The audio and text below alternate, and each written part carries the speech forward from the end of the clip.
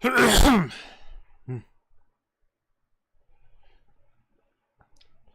there, the angel from my nightmares, the shadow lurking in the background of the morgue, the unsuspecting victim of darkness in the valley. We can live like Jack and Sally if we want, or you can always find me.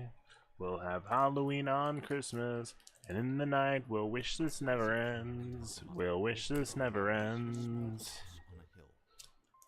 Isaac kept to himself, drawing pictures and playing with his toys as his mom watched Christian broadcasts on the television. Life was simple, and they were both happy.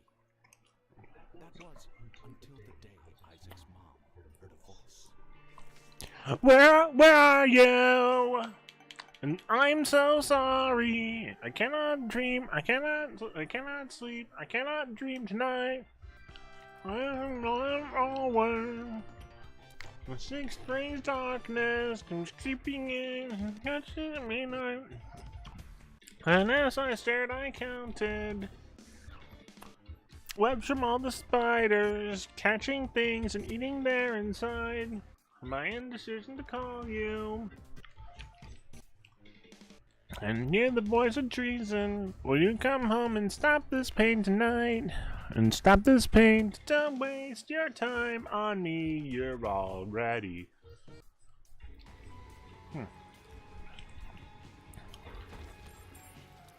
Don't waste your time on me. You're already a voice inside my head. Don't waste your time on me, you're already a voice inside my head.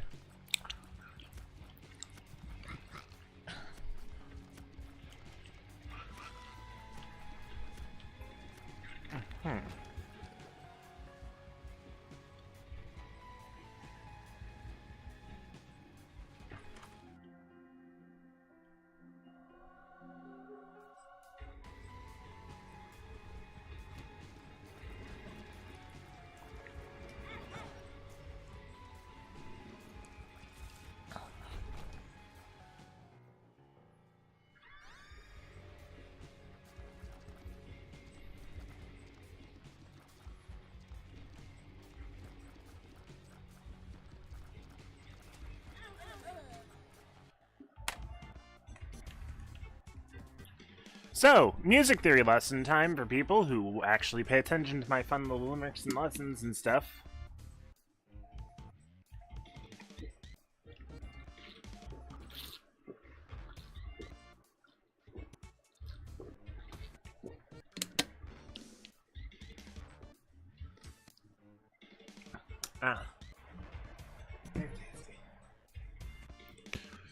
So, I was watching a video the other day from a YouTuber, I forget the name of it, but I know the video was a good video, and everyone should look into it,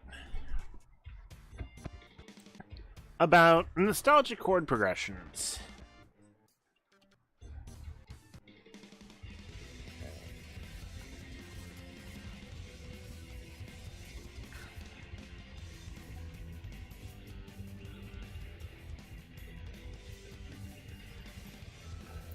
And, let's just say, I learned some things. I learned some cool things.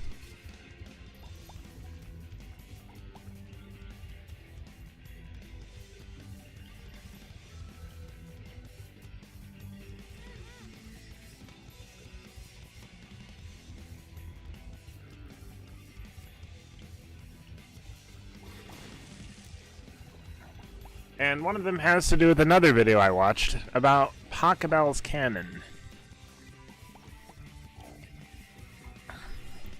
Now, if everyone knows Pachelbel's Canon is the song that goes da da da da da da da da.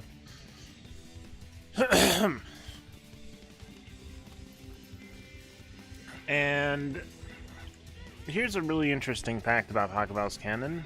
It's everywhere. Like, literally everywhere. And I've just learned that Pachelbel's canon pervades more than just Pachelbel's canon. That's right! Rod Pavlovian, Pachelbel is even more everywhere than you thought.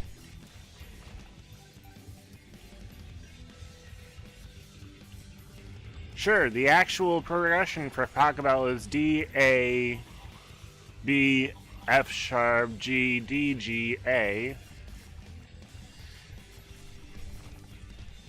But the thing I learned from watching this video is that the nostalgic chord progression is the one...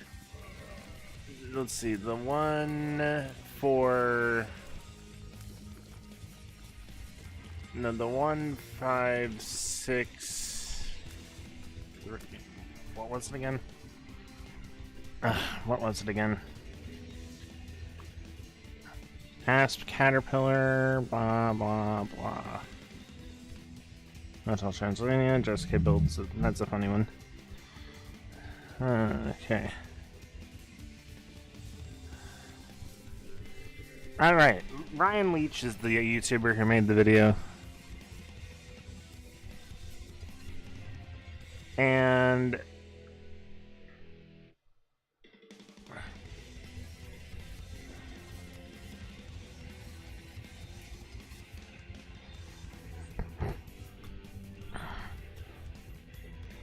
it's the 1563415.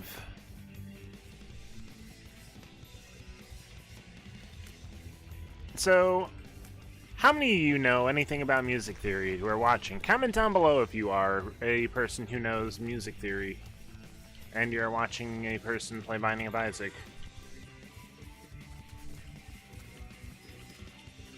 Anyway, the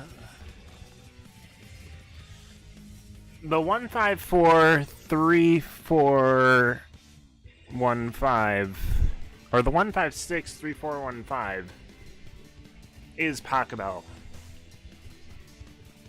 Because if you play a song in D, the 1 is going to be the D major, there's going to be D. 2 is going to be E, etc., etc., etc. So 1 is D, 5 is A, 6 is B, 4 is F sharp.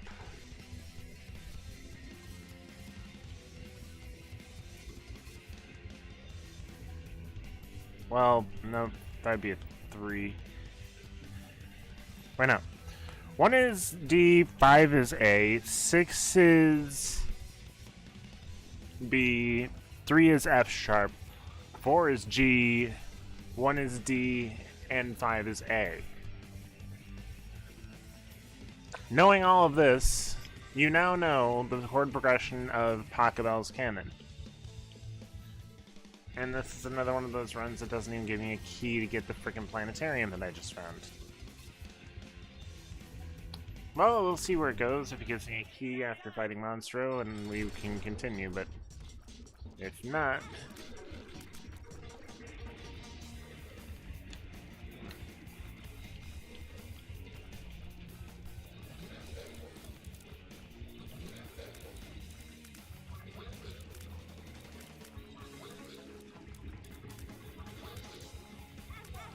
Oops.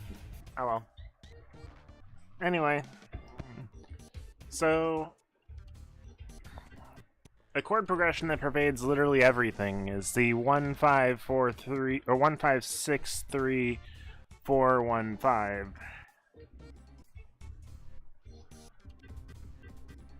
And Pachelbel's canon is already everywhere. Literally, like a good example, like from the Rod Pavlovian video, you've got the song from Vitamin C about graduation. As we go on, we'll remember. Dun, dun, dun, dun. Dun, dun, dun, dun. Then you also have Green Day's Basket Case. Dun, dun, dun, dun, dun, dun, dun, dun, dun, dun, dun, dun. Well,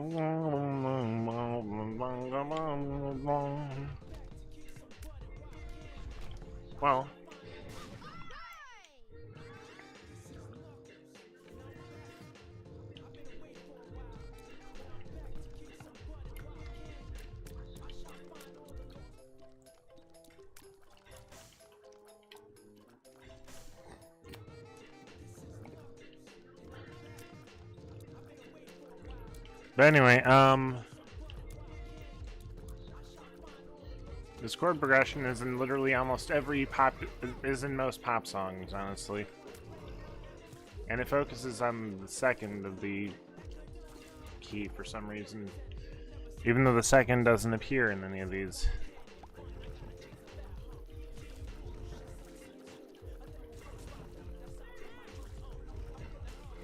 If I had my piano on, I could play an example of this. Actually, I do have a piano out. Let's play the 1 5 6 3 4 1 5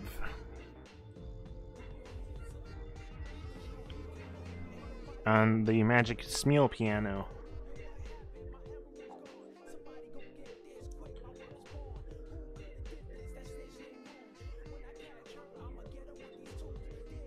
Okay.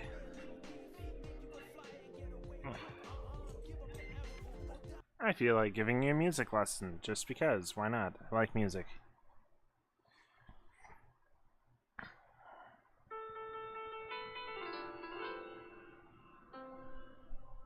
Start on...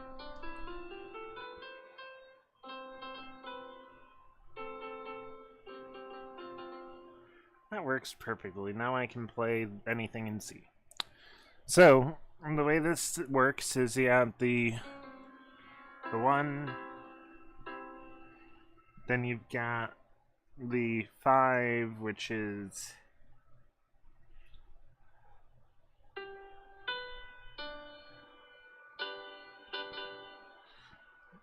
Okay, let's try it.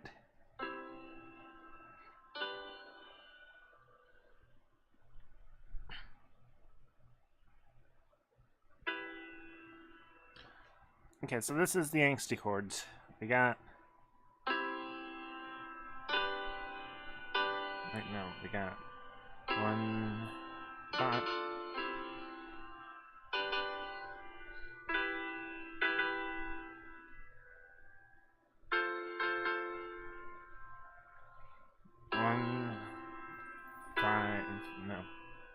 Not blah. 1 5...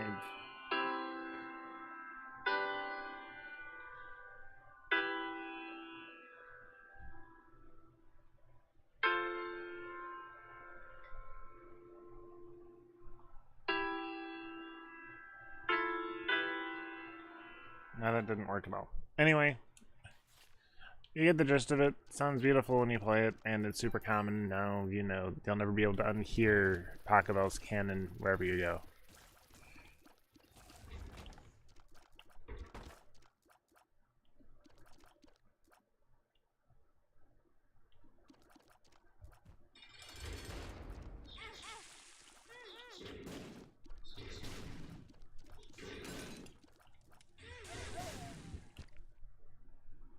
Oops. Anyway, whilst we're waiting for more success to find its way to our run,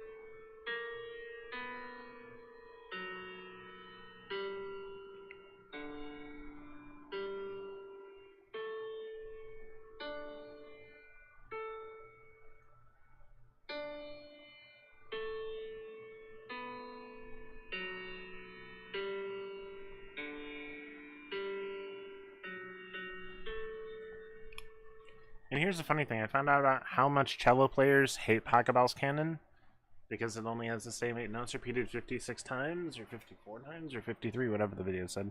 Anyway.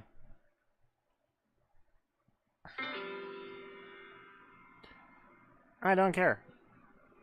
I like the piece.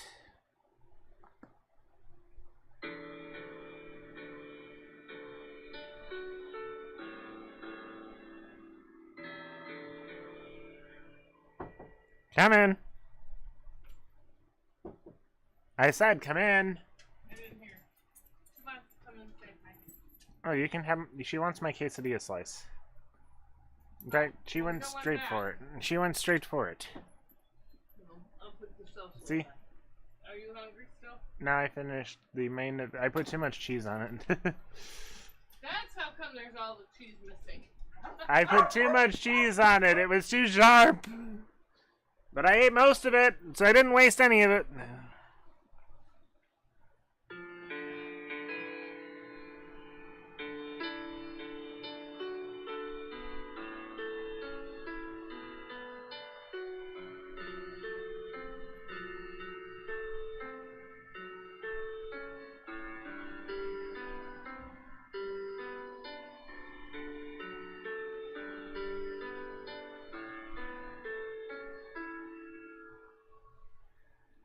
I want to play my piano again.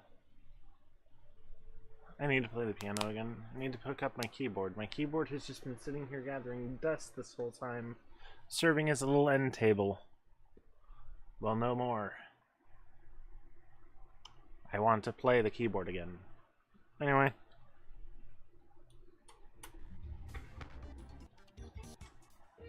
Long way from a planetarium.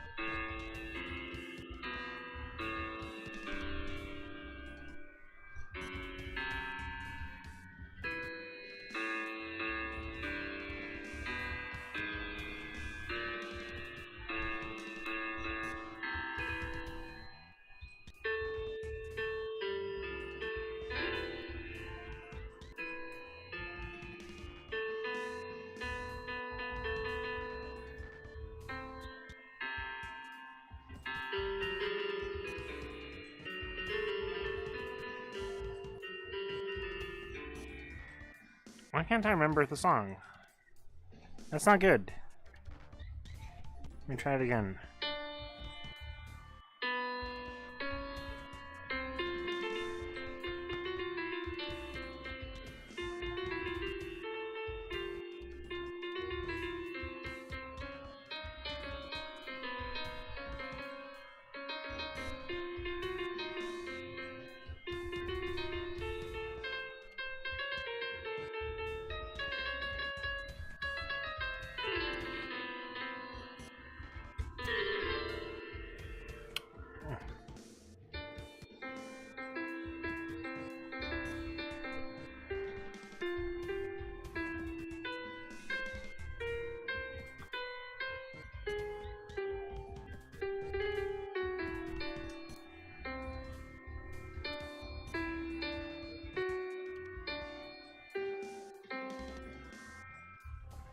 Damn, I had so many songs I could play, but I have not played it in years.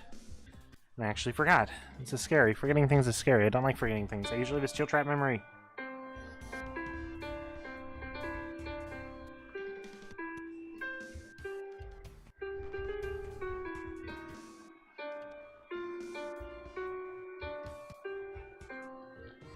Okay, that was Tataka's song, and...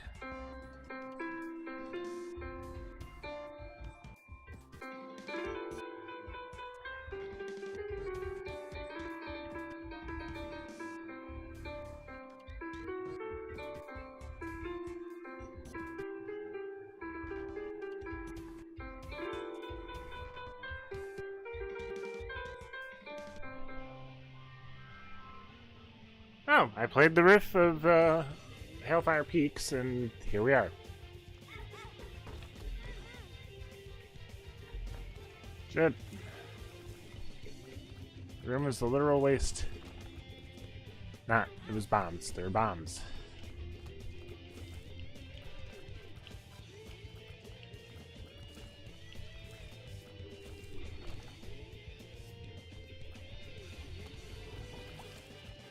T. Sherman 42 Wallaby Sydney.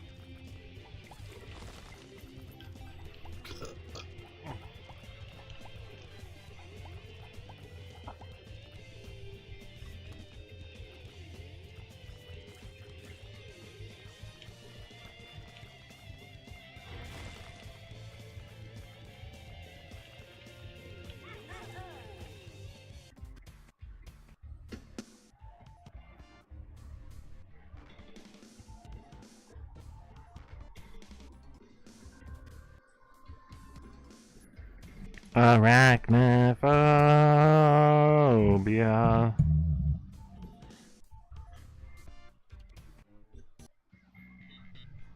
Ew. Oh yeah.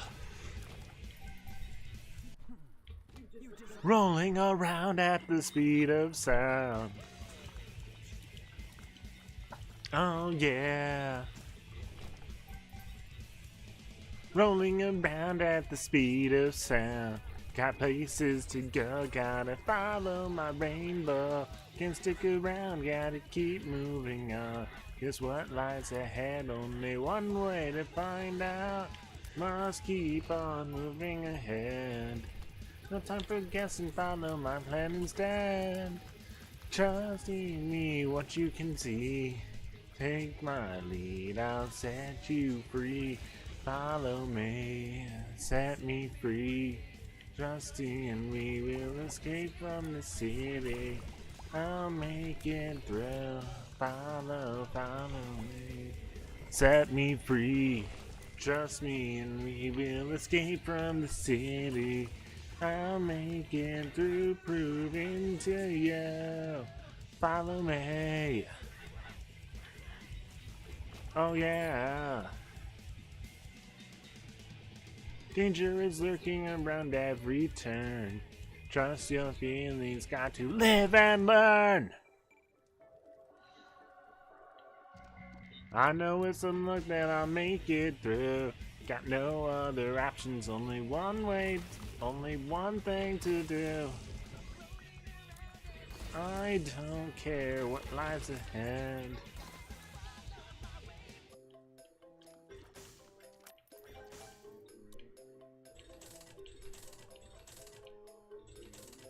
No, I'm just dispensing all my coins.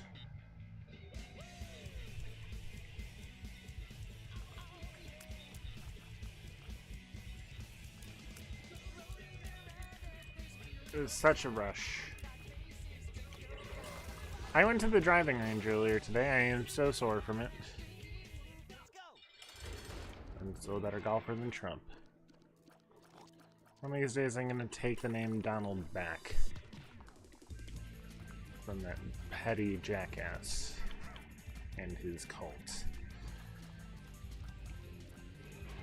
And my disdain for him is a completely personal endeavor. I wasn't told to hate the guy. In fact, I tried giving him the benefit of the doubt when he was first in office because I took 4 years of broadcasting and I know how evil the media can actually be if they want to.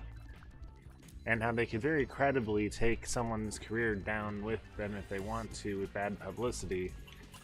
But the guy proved himself to be a very ineffectual leader that kowtowed dictators and cost us so much domestically. Like, hey, got Steven. Damage boost.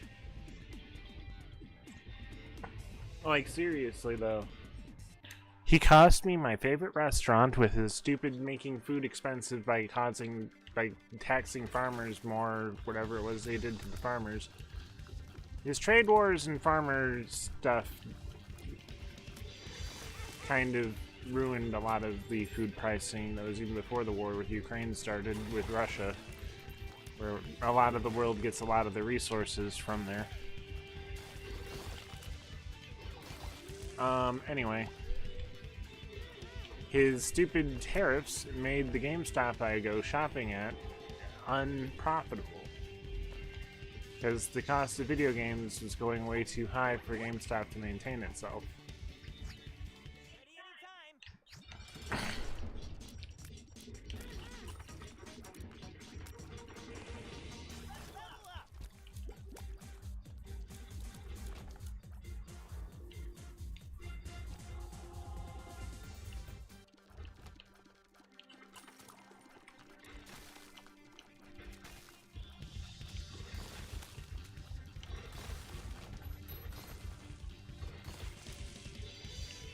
But yeah, what ended up happening was all of his policies and all of the stupid stuff he tried to do and the tribalism he tried to deploy and the cronyism he did with blue states versus red states and trying to divide us as much as he did. They can tell me all they want that I should stop watching CNN or MSNBC or whatever. But guess what? I don't watch any of that. I know mainstream media. I learned how to be mainstream media for 4 fucking years. And they teach you about the sensationalism, and they teach you about the advertising techniques and all the manipulations and subtle psychology things they do. Especially when you have cool teachers like Todd Rubin at Glenbrook North.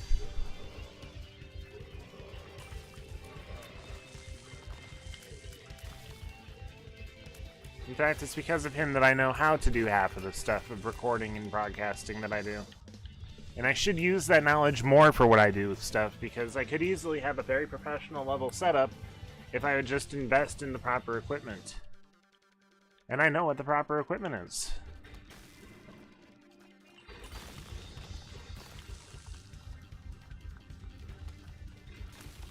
But yeah. I don't watch mainstream media. I don't like mainstream media. I like to stay in my little safe bubble of not knowing what's going on outside the world. But I also know that in order to get the real news, you have to dig deep for yourself and not actually blindly trust anyone, even especially the ones that say don't trust anyone. Because those ones are the ones you need to question the most. Because if they're telling you not to trust anyone, why are you trusting them to say that? They just told you not to trust anyone, so you're going to trust them on that but not trusting anyone?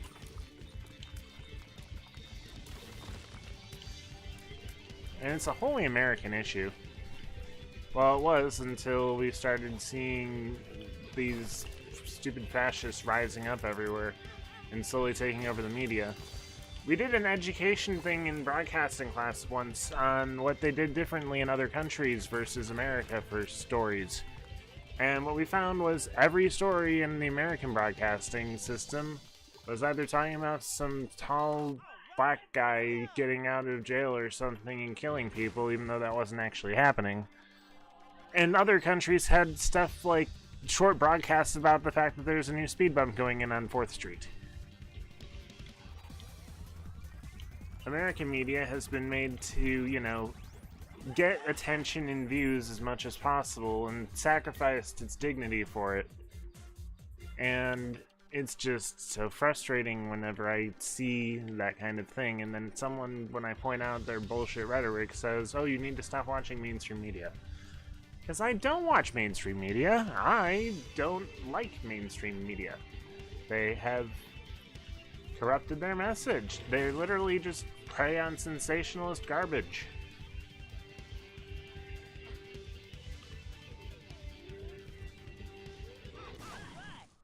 And it's usually unfounded sensationalist garbage that has no basis in reality. It's just some made-up story.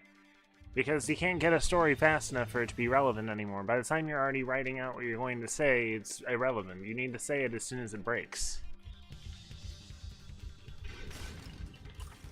Which requires embellishment of the truth, just like that one episode of SpongeBob with Bobby Blabby. Or not Bobby Blabby. Bobby Blabby was Ed, Edd n Eddy. Anyway,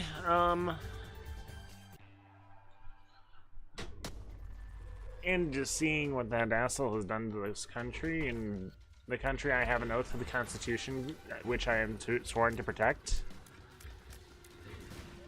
It's just BS. And even worse is the fact that some people seem to still want him. I can't tell you why they want him.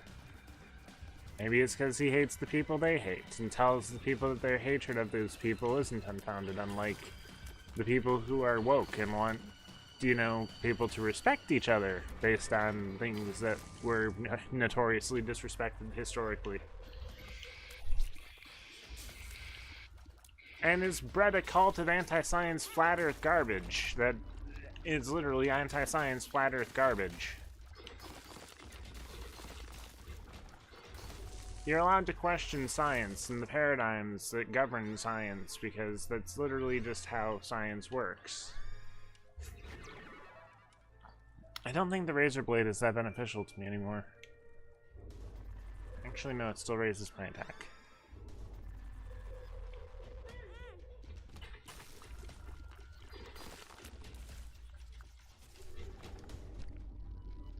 And with the leech, I can just keep, you know.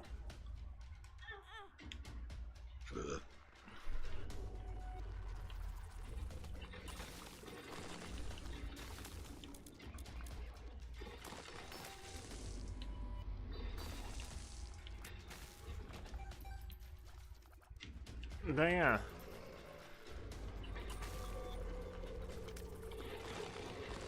And then you have all these stupid cultists that try to tell you that there's something called TDS when you want the guy who stormed the Capitol indirectly accountable. It just baffles me how a cult of personality can grow that much based on hate and distrust.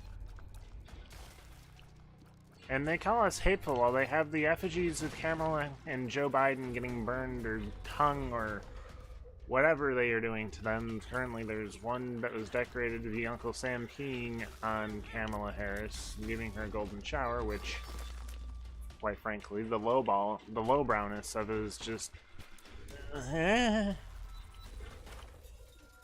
Borat had a good lesson on this, honestly. Because Borat is a documentary. Borat and Borat 2. Borat 2 even had a paper trail of all the messes that Sacha Baron Cohen made of the Republican Party while he was filming. It was hilarious.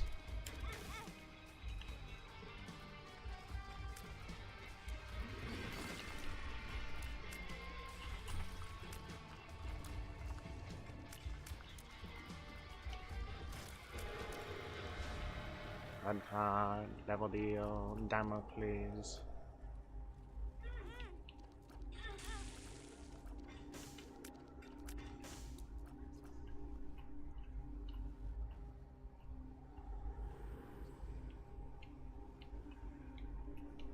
Never used Damocles before. I should not have used Damocles.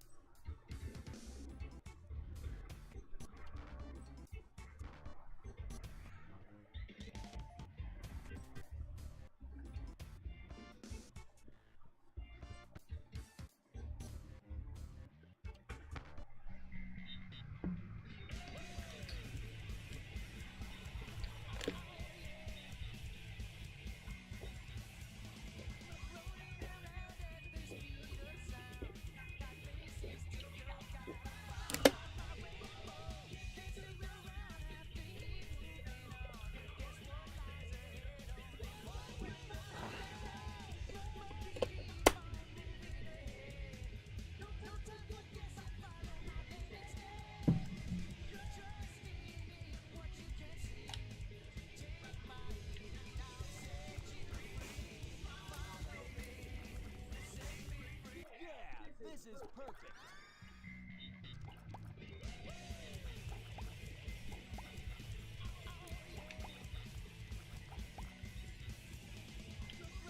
Eve's low damage is annoying me. Luckfoot and gambling machines. What, is this the gambling floor? This is the casino floor. What, I'm gonna win? Key guy.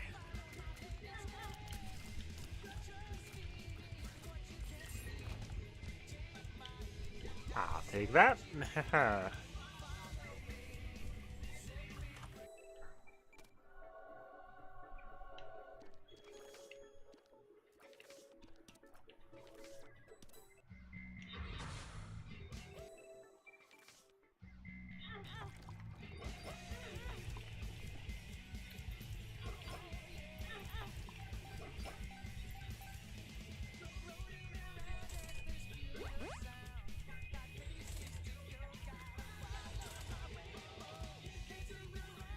Oh, I got a fly orbital, so that's the thing.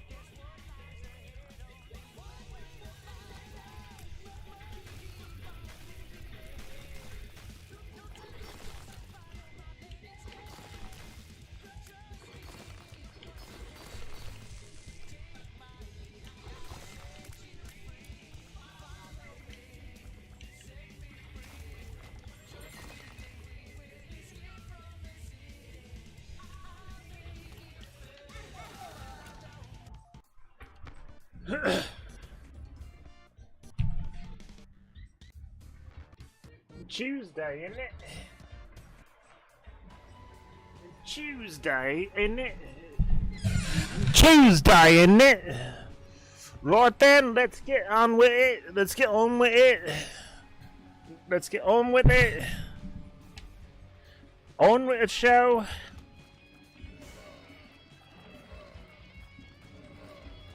Got this Shayla here who's got some very abysmal damage stat, and we're going to get some stuff. Tuesday, isn't it?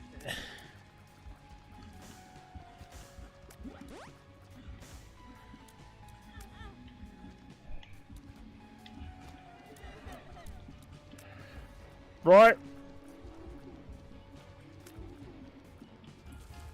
We're going to go to the old...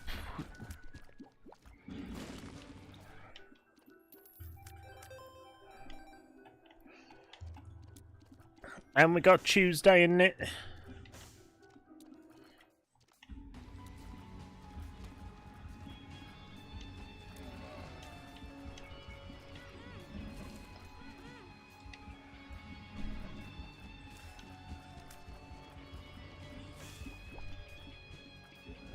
Cause it's Tuesday, isn't it?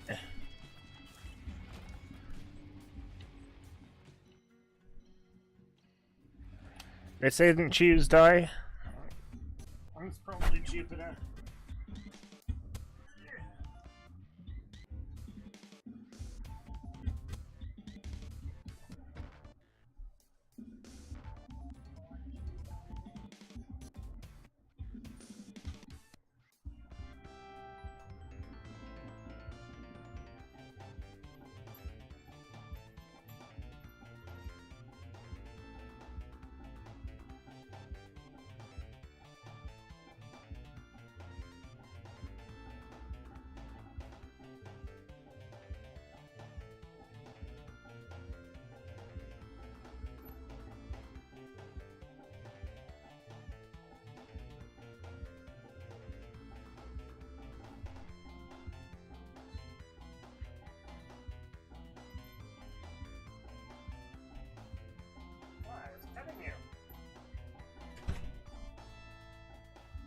Then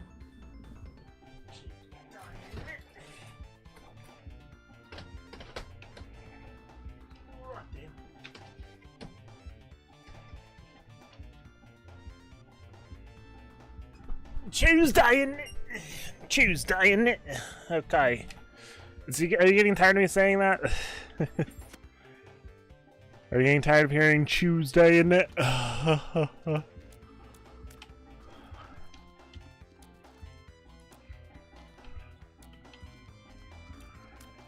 Maybe you're a right spriffing bit that's watching this and you don't like hearing me say Tuesday because I'm American. And I'm butchering the Cockney accent. Beyond recognition, isn't it?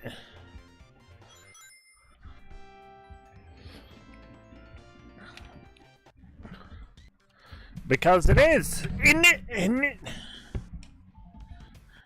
Isn't it?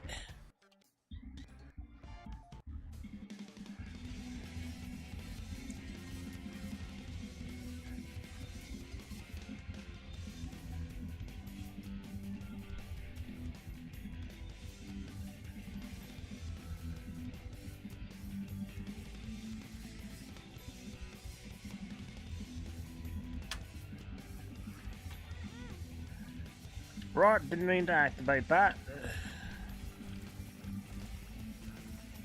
On the bright side, Tuesday, isn't it?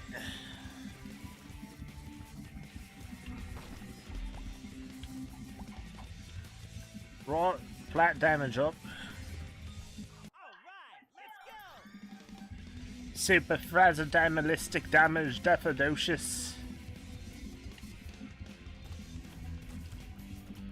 Do short most of things because it's chew short.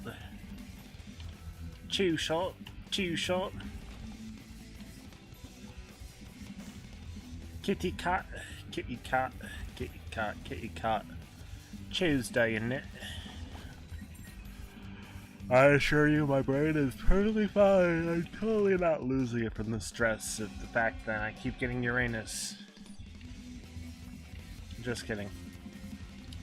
I'm not losing it from the fact that there's an election around the corner that will determine the fate of my children's children. I don't have any children, I don't have a girlfriend yet.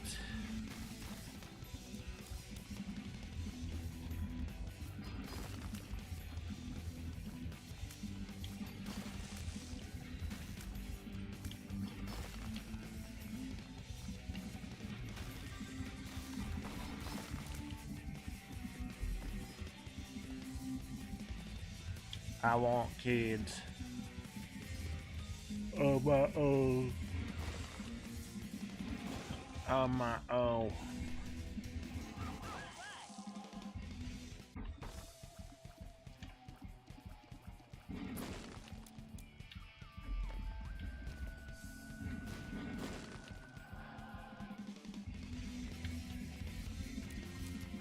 Now that my teeth don't look British, I can probably pull it off. Give me about a year.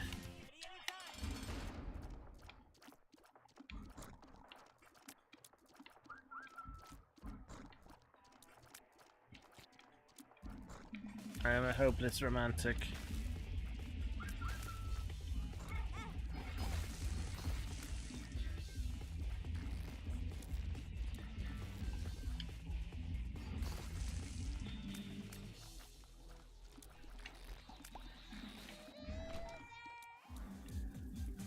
Food. Right, Tuesday, isn't it? You what, mate? You what? You what, mate?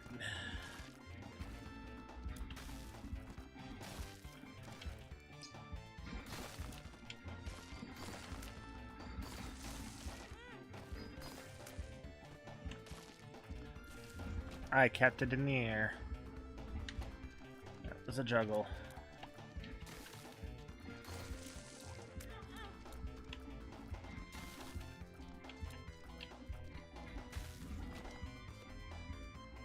It was in the air. Like love. Like the love was in the air.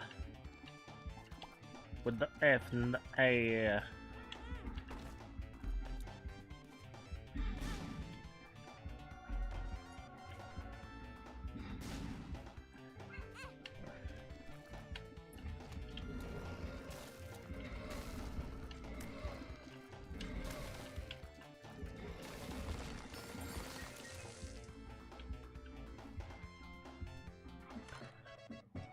Tuesday, innit? Tuesday. Mida, Tuesday. Tuesday for the Mida.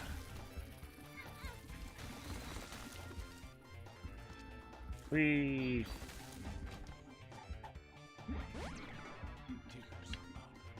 Direct barrage. You freeze. Freeze right there. Tuesday, in it. Freeze right there. It's there. It's there. Tuesday. Tuesday. Tuesday. Tuesday. Tuesday. It's there.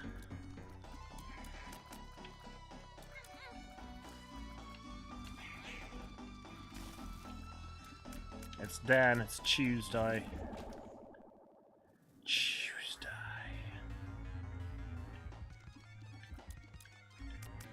Taking it. Don't care. Permanent. This is good. Being a whore 24/7 is good. Really good for you.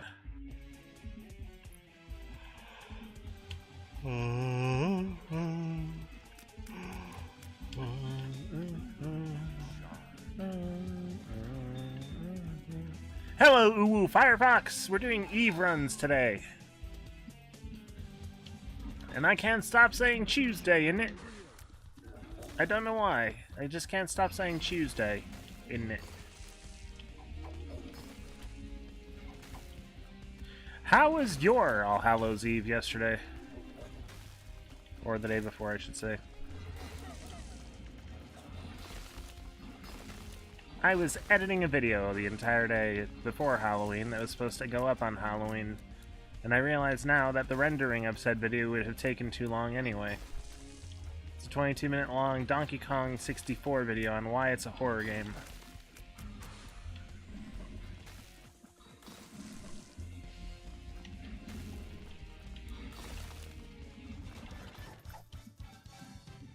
Worth it for a coin.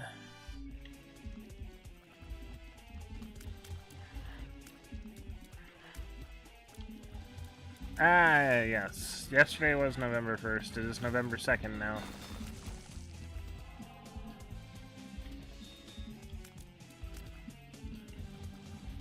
I mean, the day before. The day before yesterday. ADHD time blindness, don't you love it?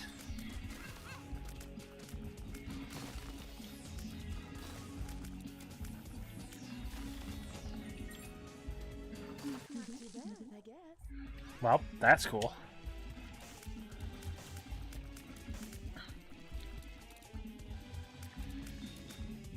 Not one trick-or-treater came to our house while I was at work.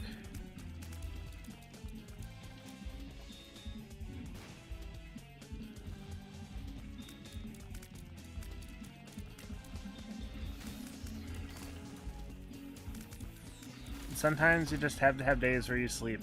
Sometimes you just need to sleep.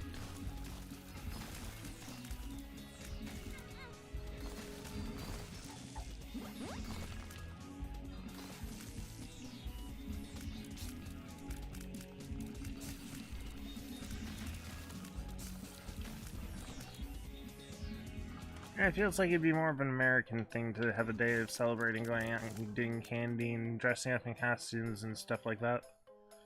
Australia seems a bit too refined for that. Also, pardon the fact that I have a very bad habit of slipping into an Australian accent satire when I think of Australia. Beautiful country, just probably never going to go there. I have weird luck, and I know that somehow I would either get a funnel web in my boot or get bit by a blue-ringed octopus on the beach.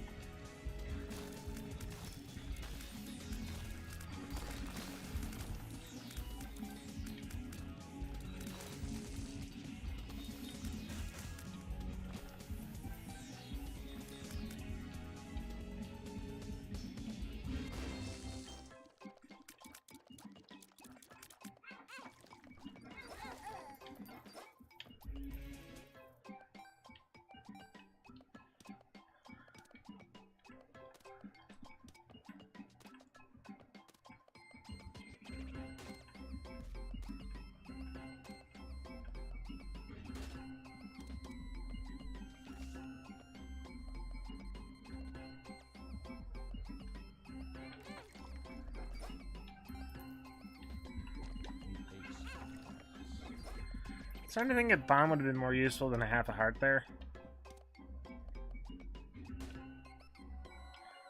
Hey, Lucky Foot. Again. For some reason.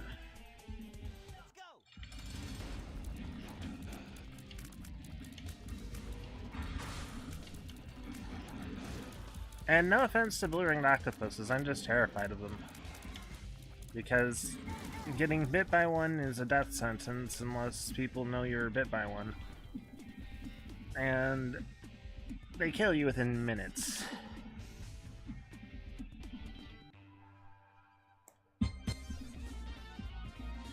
Fight the commercialism of holidays.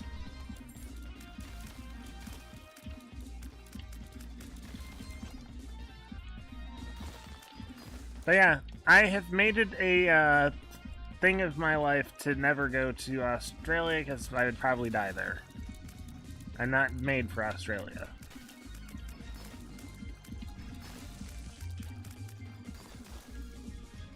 The beaches of Lake Michigan are somewhat friendlier than the beaches there, I would assume, because we don't have snails with lightning-fast harpoons.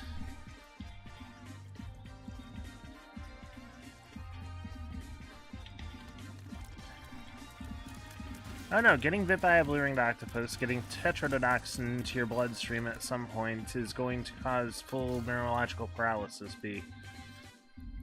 They don't try to kill you, they're just trying to defend themselves from being eaten by a larger thing. But it still leads to a lot of fatalities, a high risk of fatality when you do get bit by them. Fortunately, that means many people are afraid of them if they know what they're doing and don't get killed by them. And also, fortunately, if you're put on, like, a life support machine, you can, like, metabolize the toxin instead of, you know, dying to it. Just takes a little bit of time for that to happen, during which you could easily choke out from lack of breathing.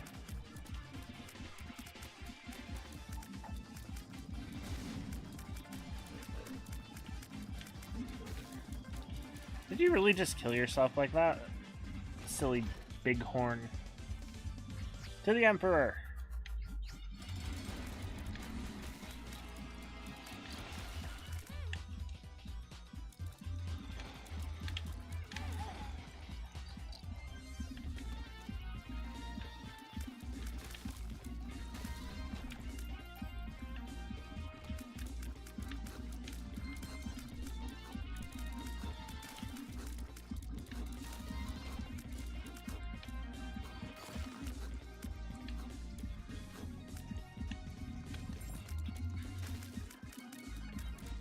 That's the same room as up there, where I can't get the key. But this one gave me a key. That's me dying in the same room I died before, and getting teleported again, like I did before.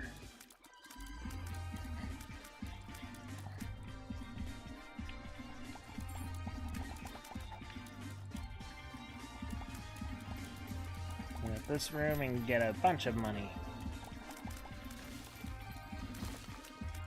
Then take my horn back.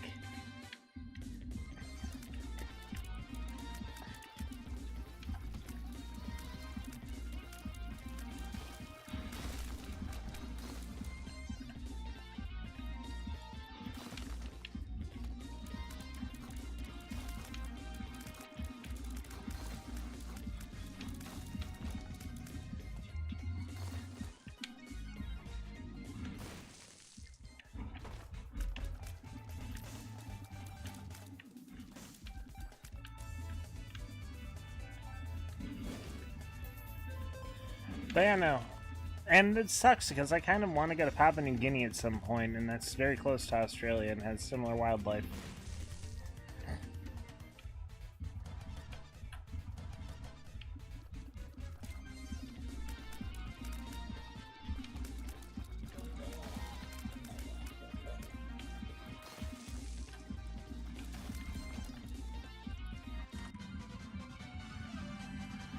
But I have been to Japan. And Japan does have pufferfish and a bunch of other Pacific Ocean creatures. All over the place in the restaurants. And eating a pufferfish is the same thing as getting bitten by a blue-ringed octopus, because tetrodotoxin! T-Dox is scary. Pretty sure that's what killed Juliet and Romeo and Juliet.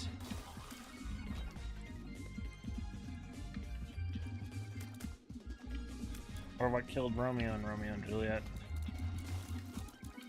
Yes, and also stay away from the trees, because gum trees can drop their branches on you randomly. Don't go near the Norfolk Island pine trees, because they have a weak root system and are known as suicide trees, because a light breeze can knock them over, usually onto cars and people.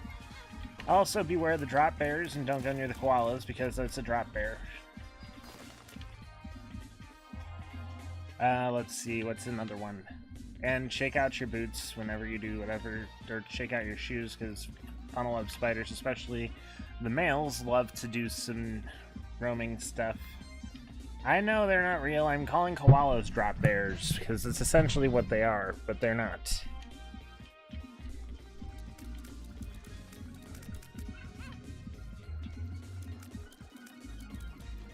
They're adorable and they're dumb, but they also can attack you because they are indeed still labeled bear for some reason. And they typically have what was it that they carry? Leprosy is armadillos. It's what, syphilis, if I remember correctly, is what koalas carry?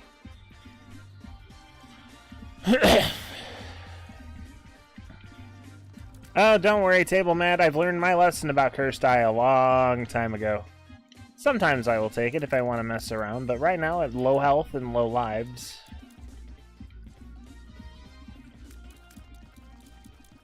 Oh, that's good. It's good that they cured the drop bears.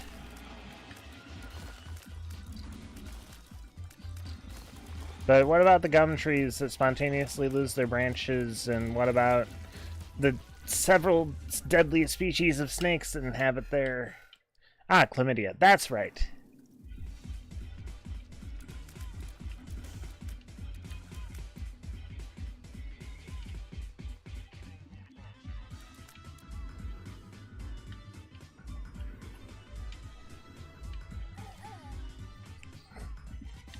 I'll take that. I like being able to get to the crawl space whenever I want.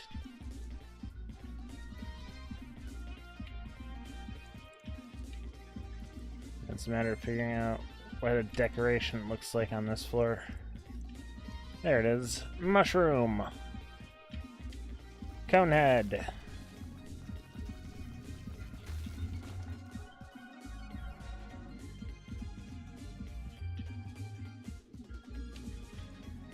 Yep.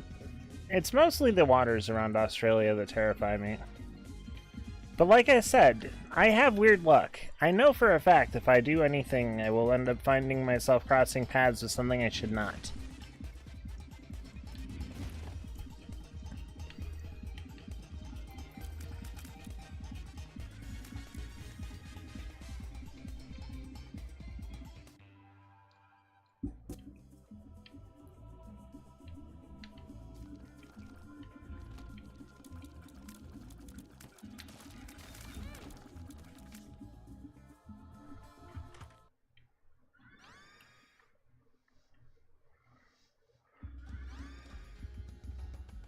Oh! Mystic Ruins is the library music again. I forgot.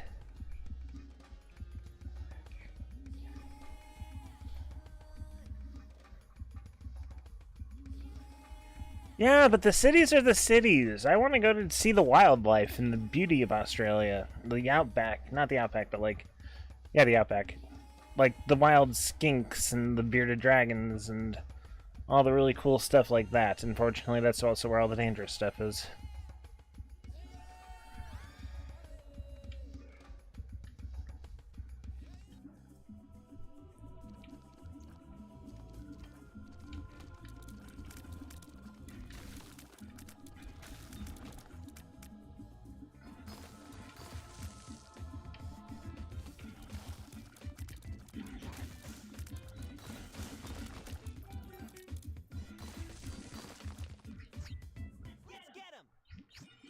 Exactly.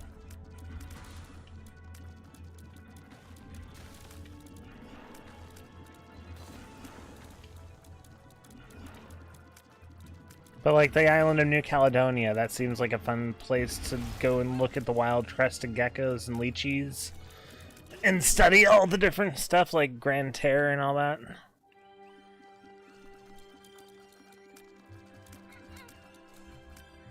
I'll take the Eternal Heart. Okay, I have a heart rainbow. Currently my favorite character is Tainted Eden, just because... Tainted Eden. Yep, which is why I am content to stay here where there's black widows, rattlesnakes, and coyotes.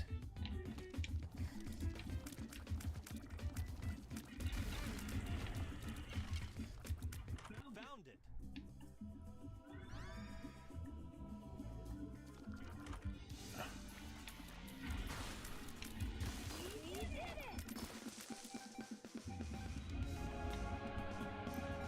And like I said, though, nothing against the country. It's a beautiful place.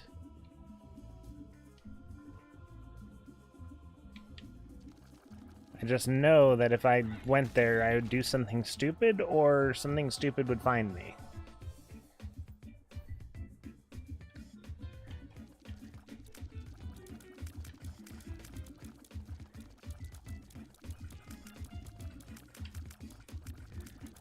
Unlike Japan, where you can be an idiot and they will forgive you.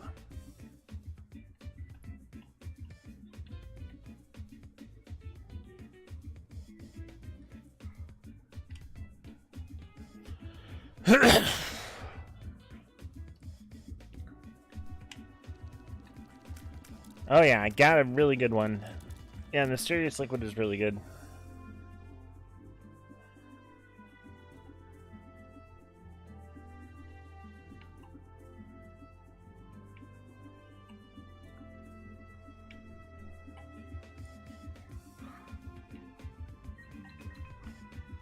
That was smooth.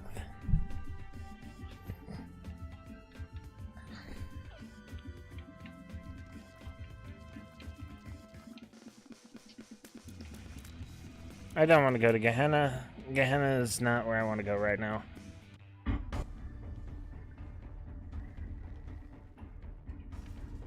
we already did Boss Rush's Eve, so we only need to worry about doing Hush and Delirium this time.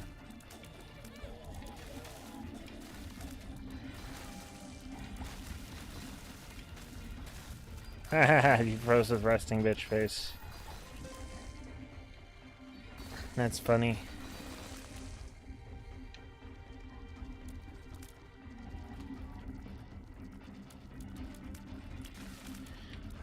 You're not alone in that. It's also a thing going on in my country right now because I'm American. What are you guys' take on our election, honestly? Because I like always getting outside perspectives on that stuff.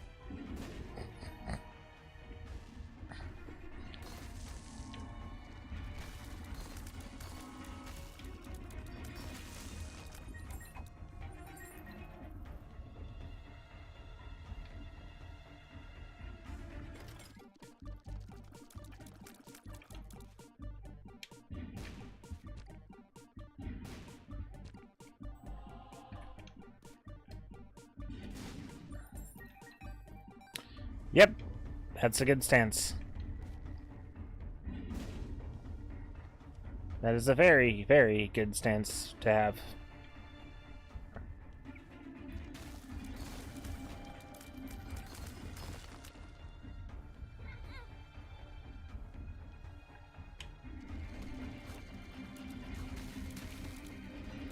Caring about foreign politics is enough to cause you to lose sleep at night in some situations.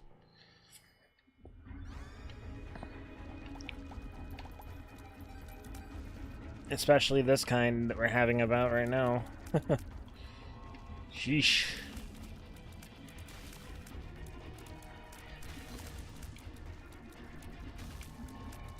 And every election it's the same situation for America. We've got the choice between a sandwich with shit on it, literally, and let's see. What's a good metaphor that'll actually work?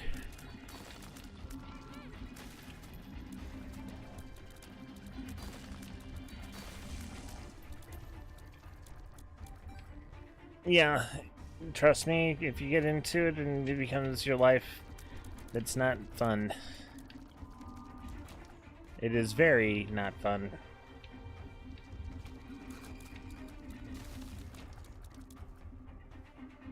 Ooh, telescopic lens. I'll take you.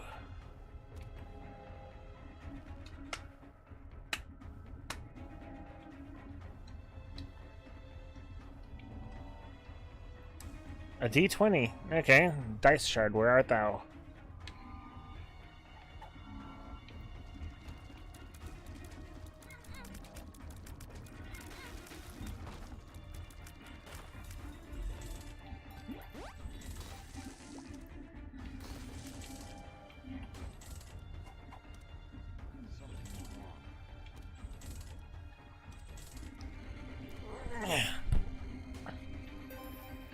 But yeah, this year, or this time around, the choice is not the usual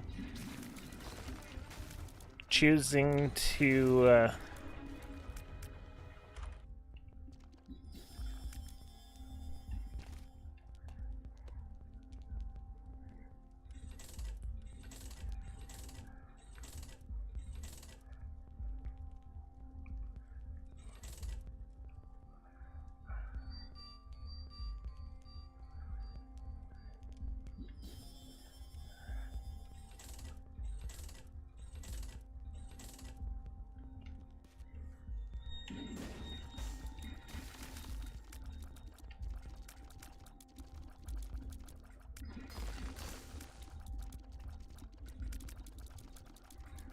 it's only marginally better than a PS5, but it is not worth the tag. The price tag of the PS5 Pro is a ripoff, honestly.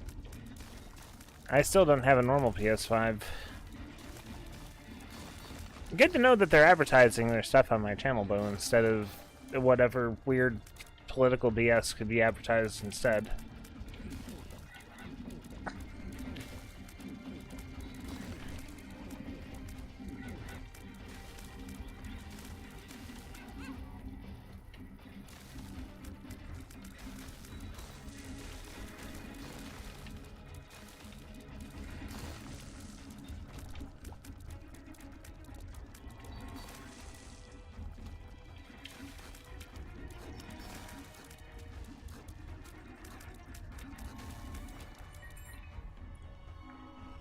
And I'm perfectly fine taking telescopic lens at this point, because planetariums on Womb are good. Why did I drop it?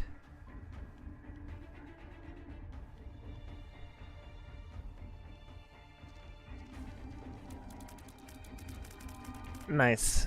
I still need to obtain a PS5 and Astrobot. It's like the only thing on it that actually interests me a little bit.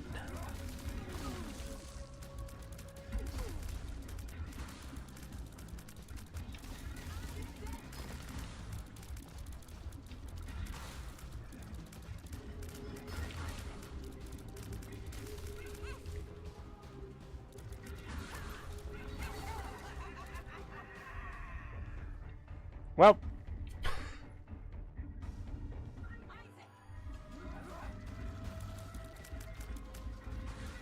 the run is dead.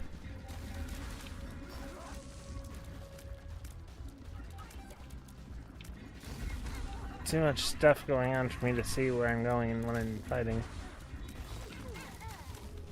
And it wasn't even Mon that killed me. It was that thing.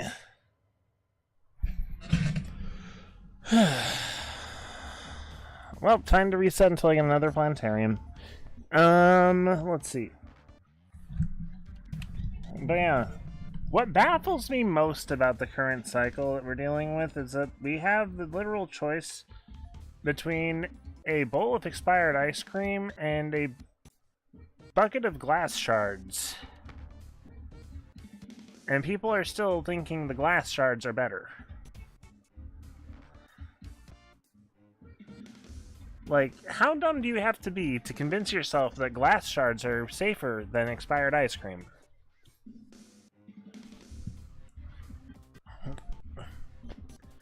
And not even talking about, like, super expired ice cream. I'm talking about, like, an expired yesterday ice cream.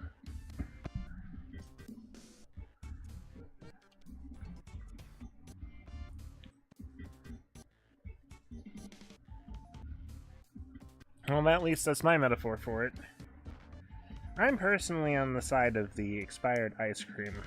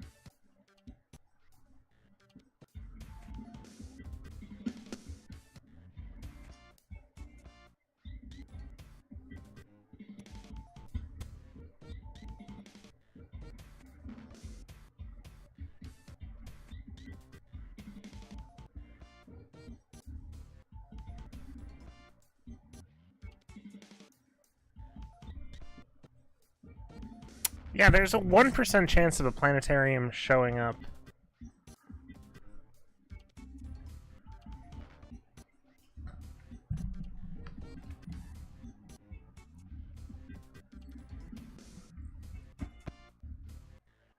And if it's not... There it is. And if it's not clear what I mean by expired ice cream versus a literal bucket of glass shards...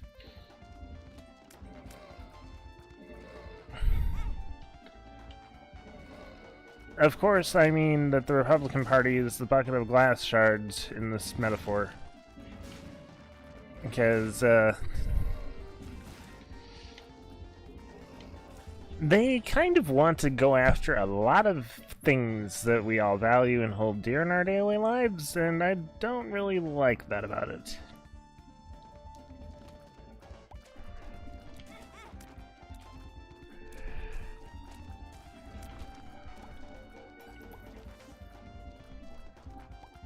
Ace of Clubs, what dost thou do? I turned the spider into a bomb. I like that. But yeah, recently they started to go after video games, or after furries, or after the LGBTQ community. They called Puerto Rico an island of floating garbage. They've, let's see, they have done a bunch of deplorable and degenerate stuff, and they keep calling us the degenerates and pedos, even though we're not. They devalue that word. Kind of a bit absurd and stupid to think that, like, a decent chunk of people in this country actually support that, and would rather have the bucket of glass shards over the ice cream, because they think the ice cream is not real, or something. Is the person selling the bucket of glass shards convinced them that the ice cream is poisoned or something? When indeed, it is just ice cream.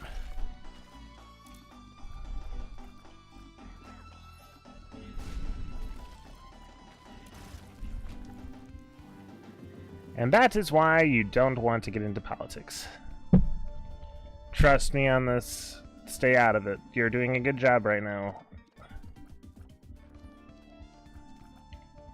The only reason I'm even ranting about it right now is because I work at a precinct on Tuesday where it's been seen that the people who support the Shards of Glass party have decided to start attacking the poll workers and clogging the lines and trying to sabotage election stuff in other states. I'm pretty sure my state doesn't have that issue, but it's going to be more work than the last general I was working 4 years ago. And I just hope that there's a landslide to destroy the stupid cult of glass shards, because that just needs to die. How did education fail so much that a decent chunk of people support the glass shards instead of the ice cream? Another metaphor I saw someone use somewhere, it's like you're going down for surgery and you have the option for a renowned surgeon or a clown who they picked up off the road to do it. And the people who are supporting, it's just like, ugh. Why would you choose the clown over the surgeon?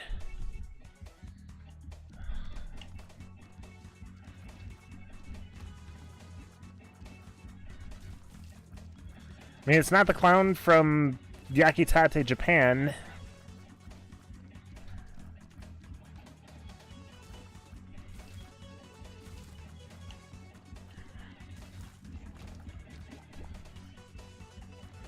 It's just... Because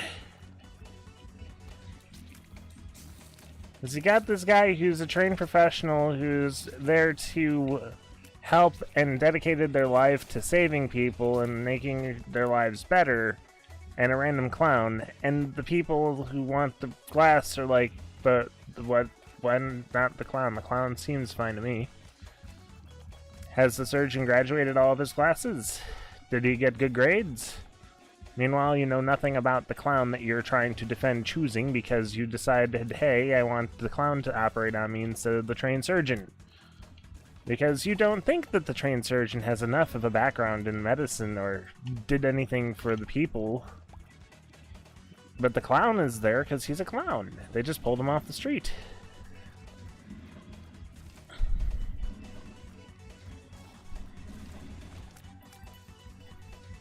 Oh, and then you have the people who don't want to vote for either the shards of glass or the ice cream and decide to instead vote for the empty bowl.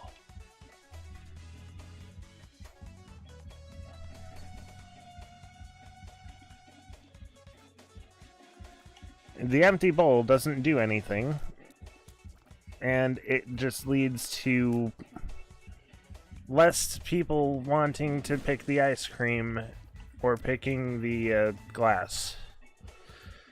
Actually, let's take voting let's take politics completely out of this and go with a school bus metaphor. You've got this school bus, and they are careening towards a cliff. The driver is currently literally driving the bus off of a cliff. Or not off of a cliff. There's a fork in the road. They're on the field trip. There's a school bus. There's a fork in the road. And you've got people who, like, on one fork is the chocolate factory that you're going on, or the jelly bean factory that you're going on a tour of. Why not jelly bean factory? I've been to one of those. Anyway.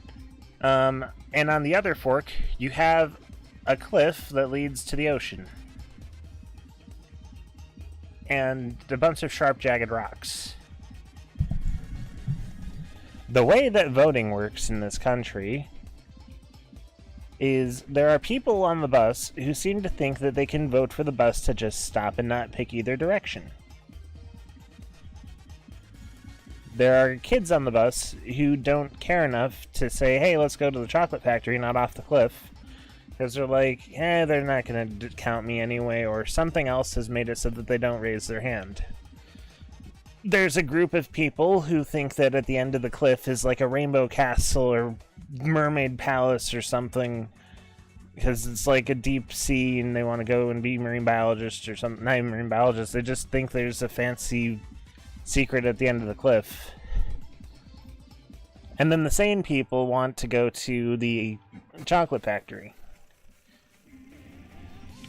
Unfortunately, both of those groups get to present their case for why they should careen off the cliff or go to the chocolate factory.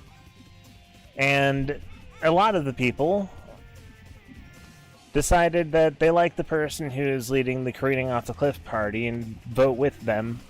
So you've got, what, 30 people on the bus? 30 people are on the bus. They are asked to raise their hands if they want to go off the cliff. 6 people, a negligible 20% of the bus, decide to raise their hand to say, yes, let's go off the cliff.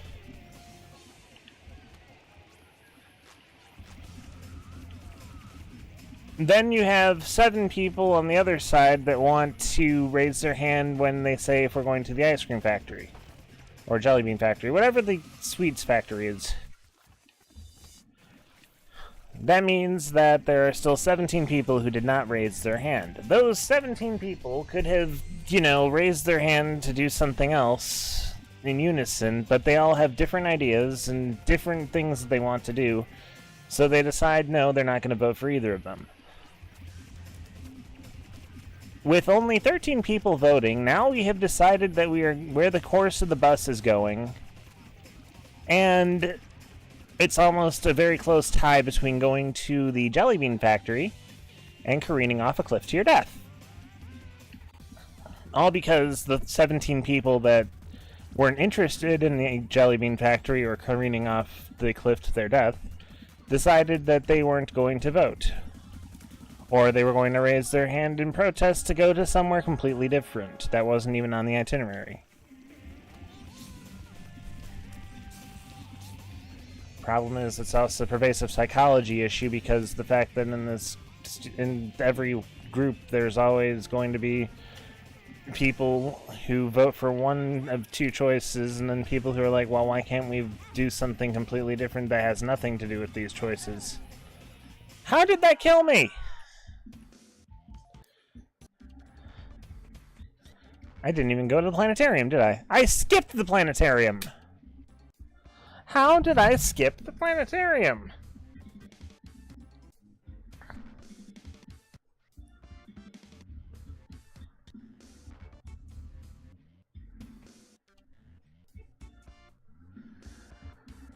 But anyway...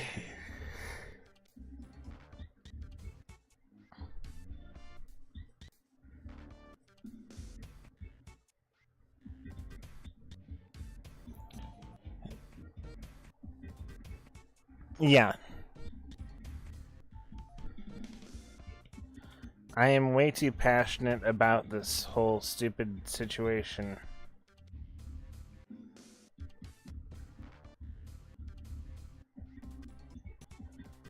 But of course I have to be passionate about this situation.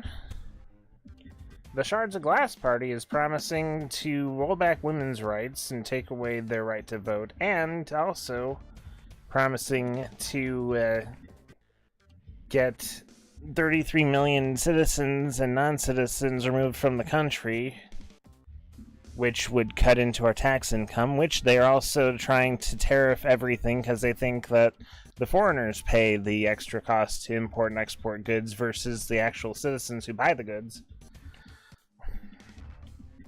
And still, 18% of the country wants to vote for the stupid Shards of Glass Party. And not even 18% of the country, 18% of the voting population of the country.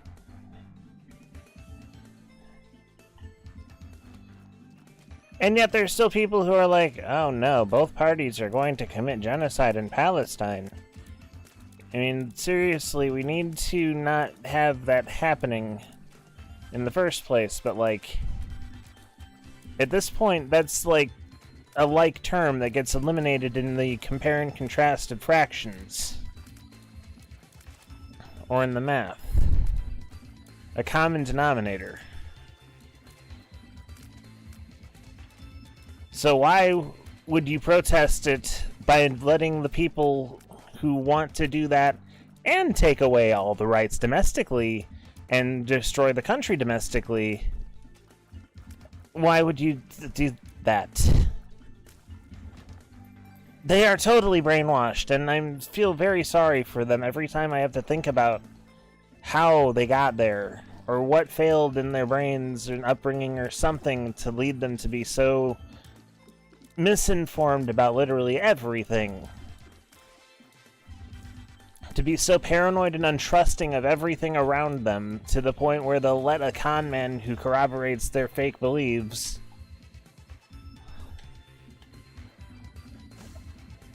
some people want to watch the world burn, and some people think watching the world burn is a righteous crusade.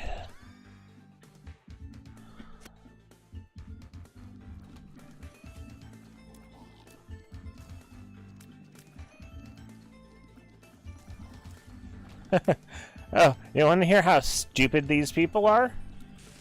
They are convinced that we have the technology to make hurricanes hit red states instead of blue states because of the fact that we want to apparently exterminate them, even though no one has talked about exterminating or putting anyone in camps except for them.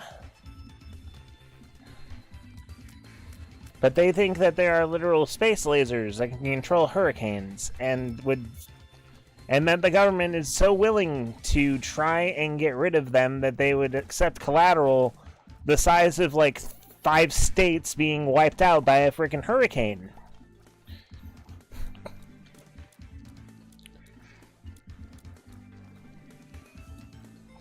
I'd say hurricanes would be easier to stop than they would be to magnify. They've also convinced themselves that regulating is bad because regulations restrict capitalism in the market, and they cause things to become more expensive and bad for people. Or they just restrict their freedoms, spelled D-U-M-B, not D-O-M. And I'm not afraid to talk about this stuff on YouTube or Twitch just because, like, if not here, where?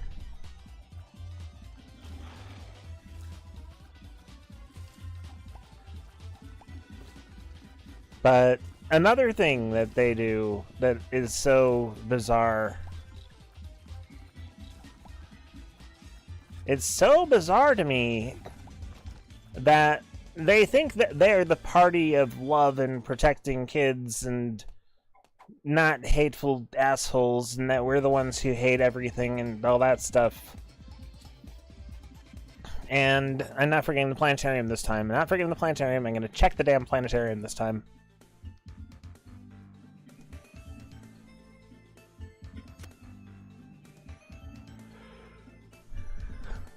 Either way, I want to know what foreigners think of the situation. Because when I was in Japan during the previous regime, and it was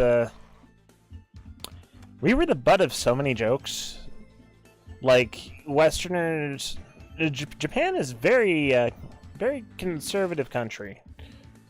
They still have everything better than anyone in the West does because they have bidets everywhere, modern technology, a good transport system. And they actually care about each other as opposed to, you know, leaving each other high and dry. But they also help people in general. They're honorable. Except when it comes to portrayal of Americans, because of how stupid we are to them. We're a novelty to them, and it's hilarious because, like, Japanese women like American men, apparently, because we're taller and bigger and stronger than the Japanese men, according to them or something. I don't know where I'm pulling this statistic from. I remember researching it somewhere, though. I think it was while I was in Japan or in my Japanese class. Something like that. Anyway, cut the long story short.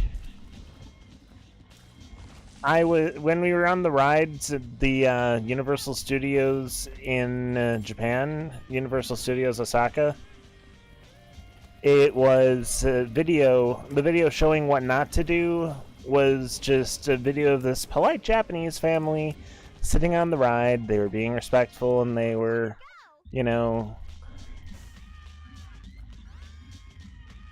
they were just, you know, sitting there on the ride, respectful, enjoying things and having a good time. And then this fat Slavish American guy holding a bunch of snacks and eating loudly and talking on his phone and just looking unkempt and Slavish sat down in this car next to them, and they were just shooting him the dirtiest looks of, oh my god, what is wrong with this person? And it was like a silent film on what not to do on roller coasters, and it was freaking hilarious how they portrayed us.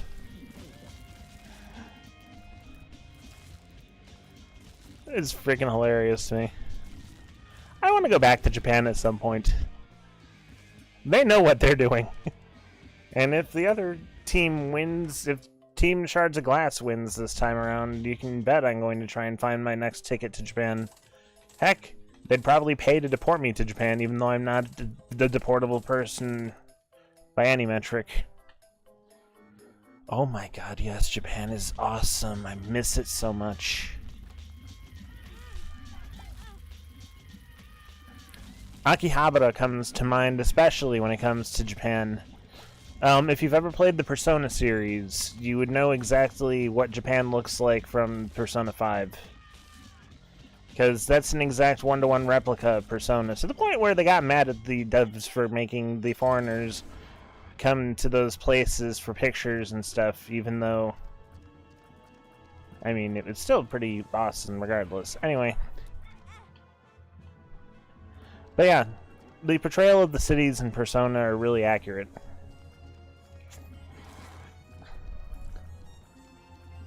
Except it's not Yongenjaya, it's Sangenjaya. And I've also been to Asakusabashi. Asakusabashi was where we were staying when we were in Tokyo. I got Uminori Hakama in Shibuya because I went there. Their Taco Bell has melon margaritas. And this really delicious crunchy core burrito thing.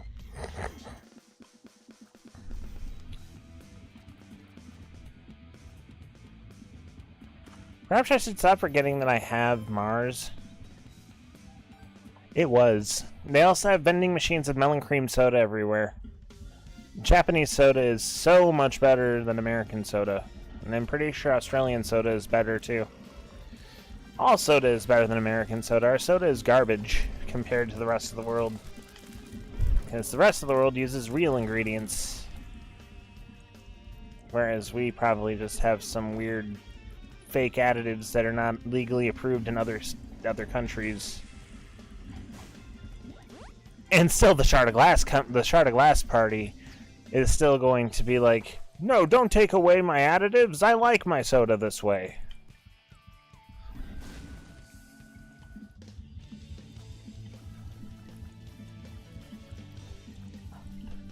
Shit.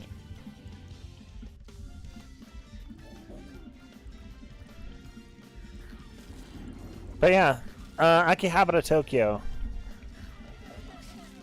It's a really cool place. And, like, so much technology and gaming. It's like, if you're into anime or manga in any capacity,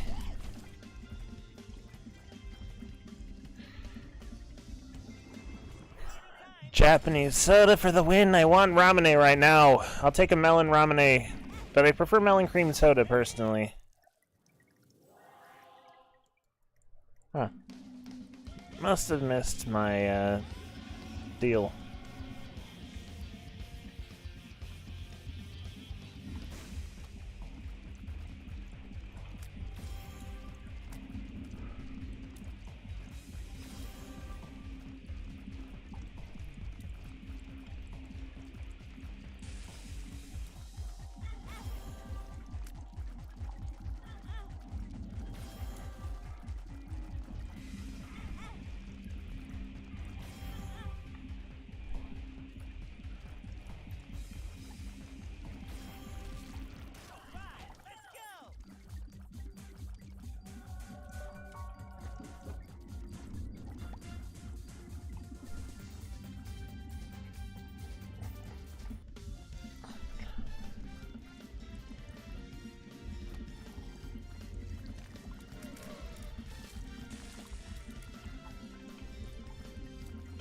But yeah, in Japan, I got to so yeah, that was the Taco Bell experience in Japan. Was the melon margarita and the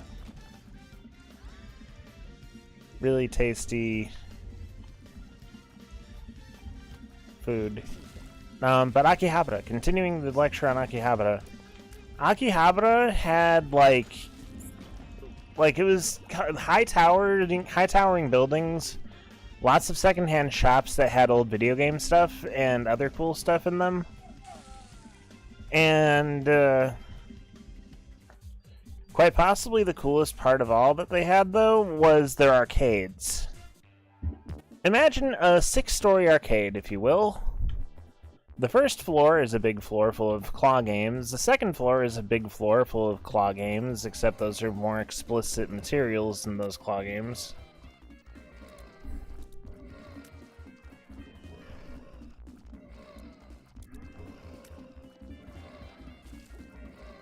And then the second floor is like a full floor dedicated to rhythm games, and then you have the fourth floor dedicated to fighting games, and then you have like yet another floor dedicated to like everything else, and maybe a VR park on the top floor.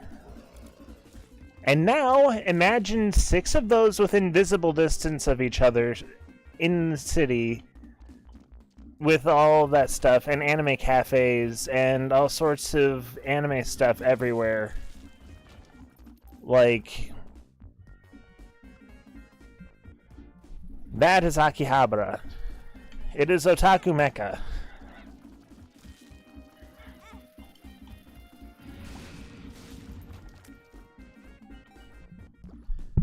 And everyone, I mean everyone needs to experience it at some point.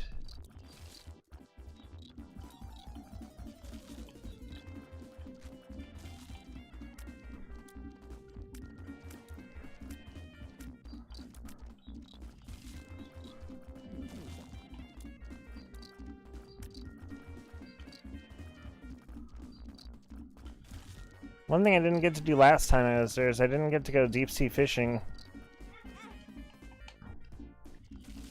So I still can't say I can't say I've fished the Pacific Ocean yet because of that. But they also had this area. I just screwed that up. They just had this area called Dotonbori, which was like in Osaka, and I got some really cool food like modanyaki there, which is okonomiyaki with soba noodles on it. Modanyaki is so good.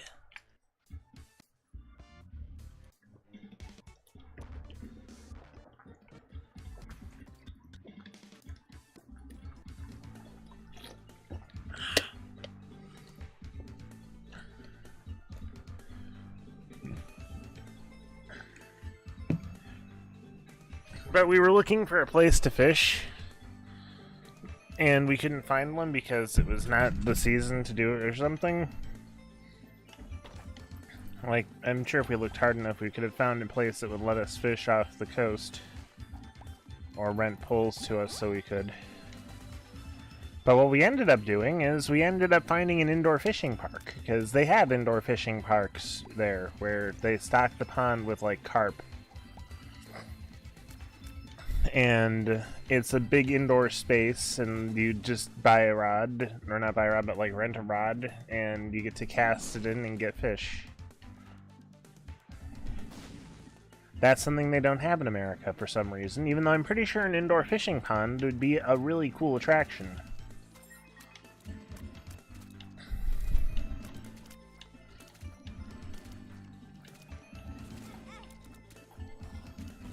All we have is fancy aquarium stores. But even then, those are dwindling because of the online world. But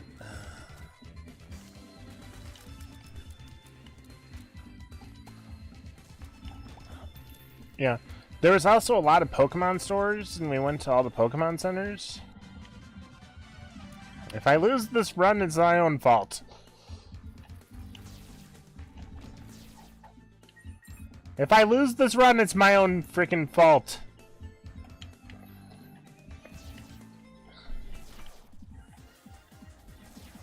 Wow, even more of the if I lose this run, it's my own damn fault.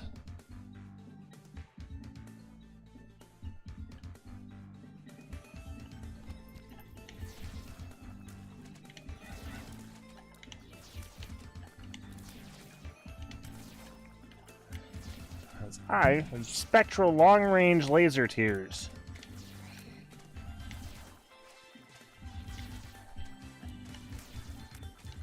Do you watch any anime? I forget. I think I've asked the question before. Or no, I asked if you watched One Piece.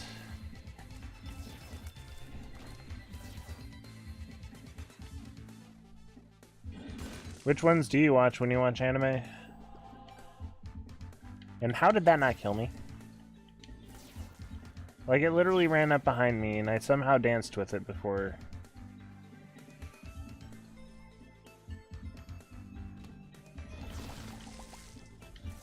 Pokemon does count, believe it or not.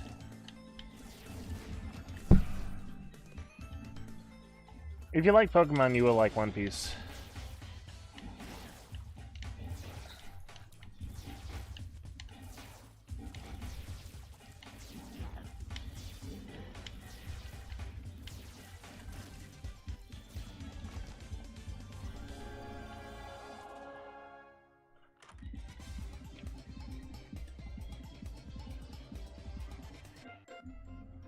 Oh fuck, it's the Dross. I hate this level.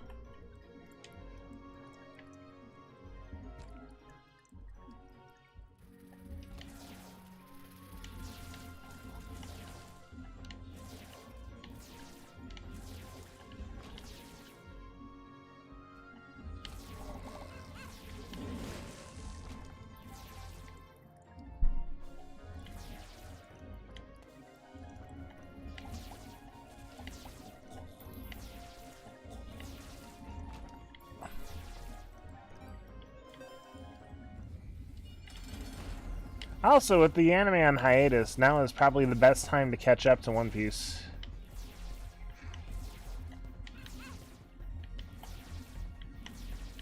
Still can't believe I can say that as a sentence. It should not be a sentence. The anime should not be on hiatus. Why? Why is my weekly anime gone? It's been weekly for years. Only during the pandemic did it stop. Oh, this is a really cool synergy.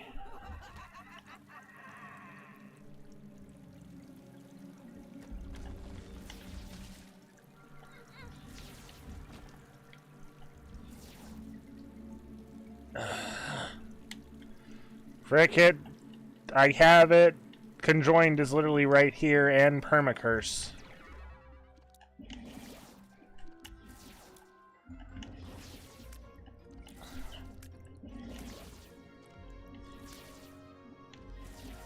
It's not watching over 1,000 episodes, technically. It's more so being on an epic adventure for 1,000 episodes. I have ADHD and I drop things like flies if they don't interest me. I can tell you One Piece appeals to the types of people who can't focus.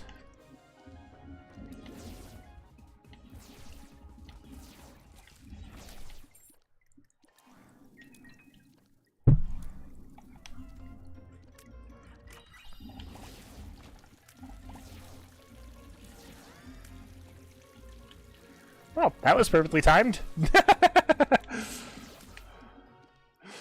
That was very perfectly timed.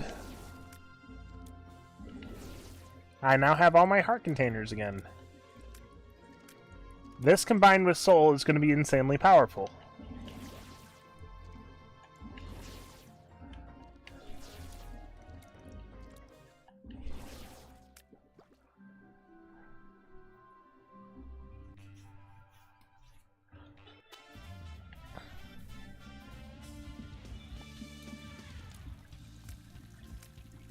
Don't think of it as putting off One Piece, just think of it as getting ready for it.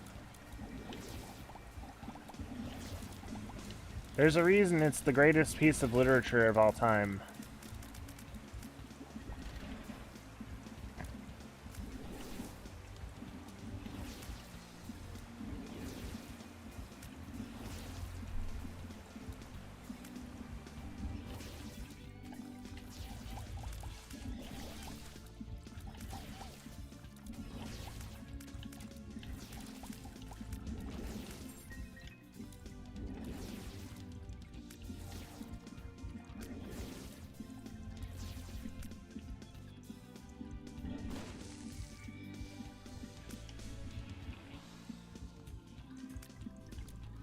Oh, have you been able to make it past floor 3 yet?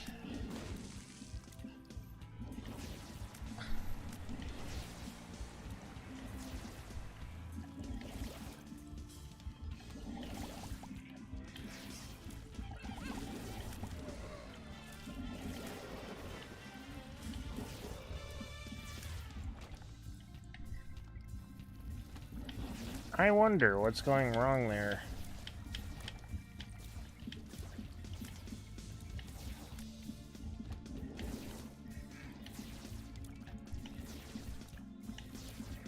I mean, if you didn't make it past floor 3 in the first place, you didn't really unlock anything, so...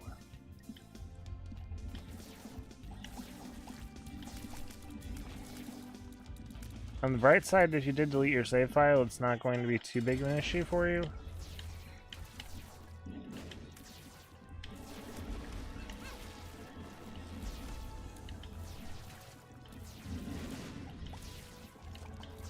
I hate this thing. You aren't the great mighty Pooh from Conker's Bad Fur Day. Stop pretending you are. You poser. You patsy poser.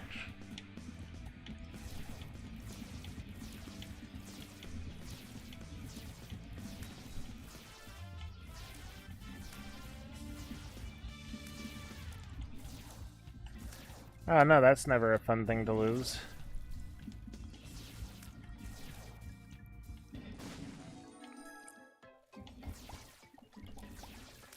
Mission accomplished. TV remote re-secured.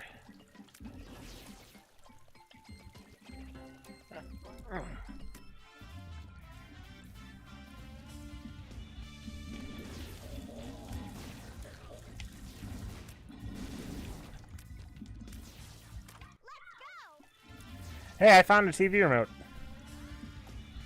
I just found your TV remote. Actually, that's horrible. I don't like that item.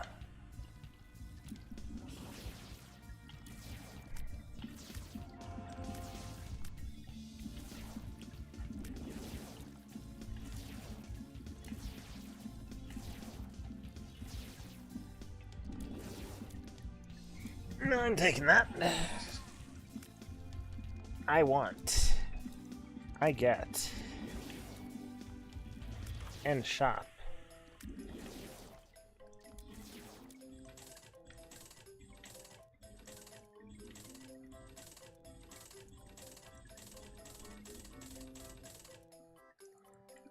Jammed. And I'm fine with that.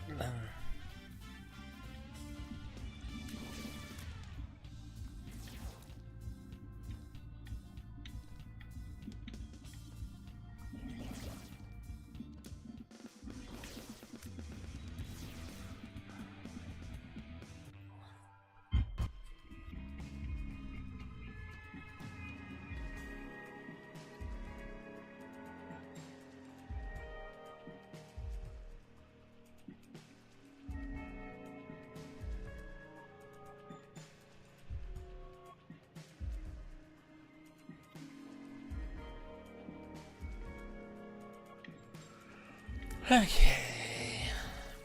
Free curse room.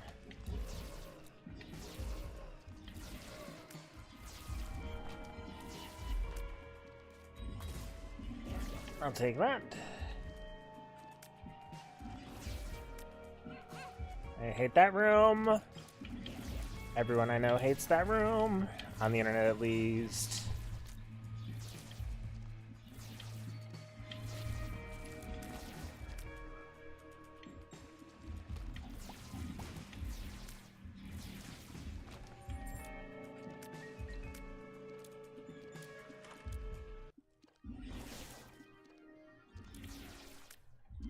I don't want that. Shot speed is bad. The longer this takes effect, the more damage it deals.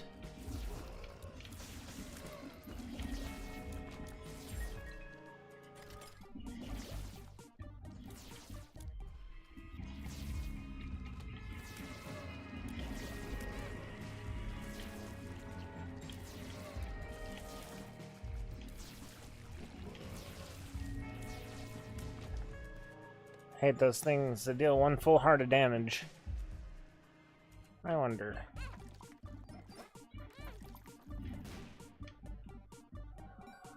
Oh, that's useful. That's super useful. Okay. Wait, I have X-ray vision. Why am I bombing walls?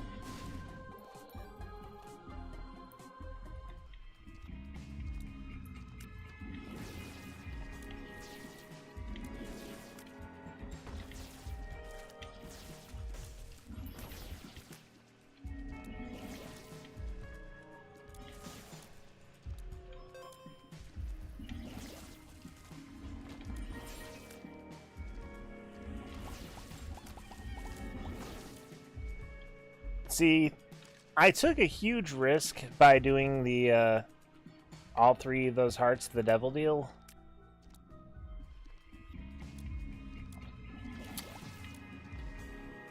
I spy with my little lights angel deals.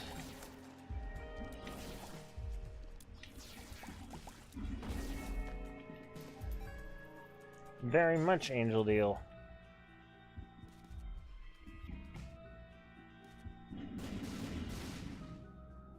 And I have 3 heart containers to work with, so let's go Saxon's hearts to the sack room.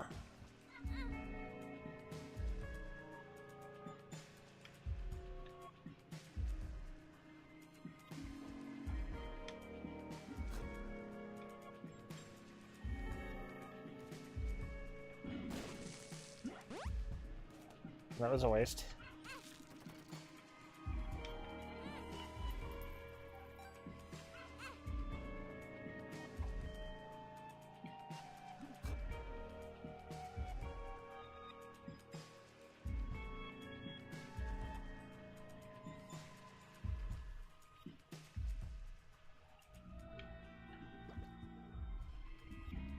Of course, I'm gonna have to go all the way back every time because that's how this works. A man on a mission.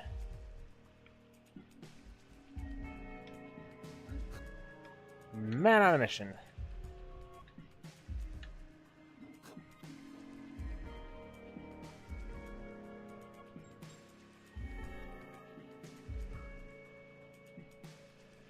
And that's what I do when I'm on this floor. Ventricle Razor would be super useful right now. Maybe it's in the shop.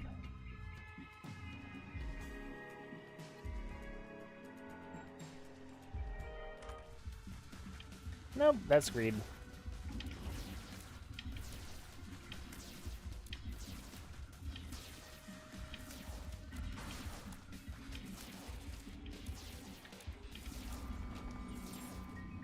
Hey, look! Steam sale. Me likey.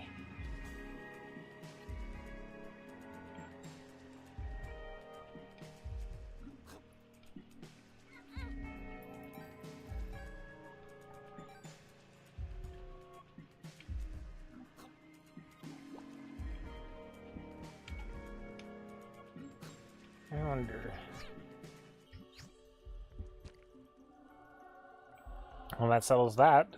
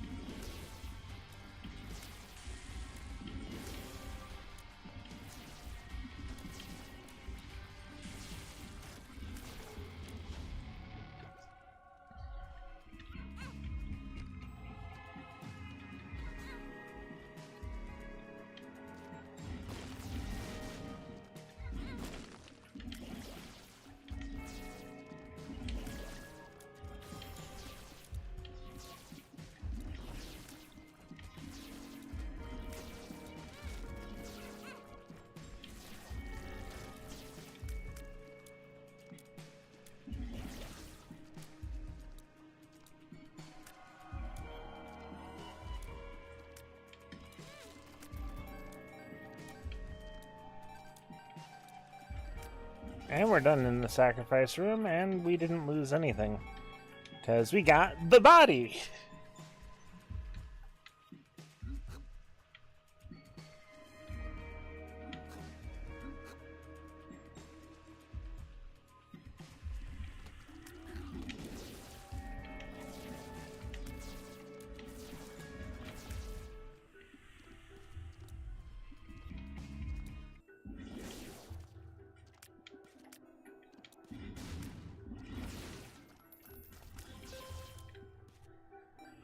Money, money, money, money! Money!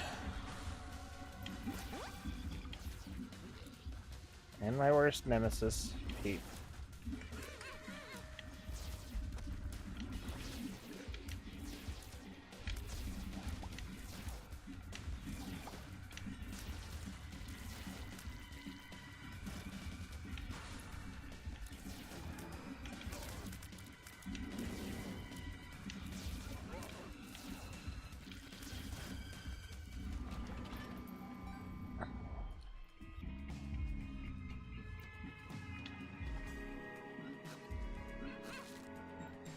Fuck, I keep losing heart containers.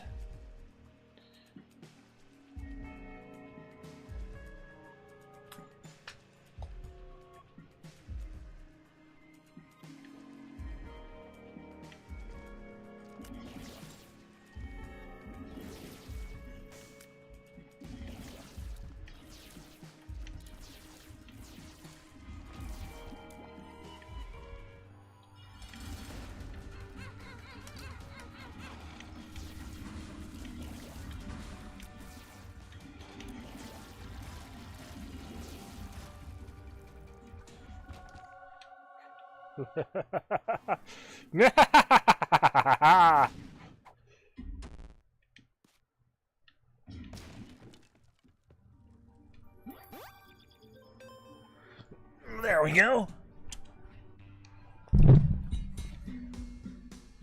Ash pit, which means death chamber.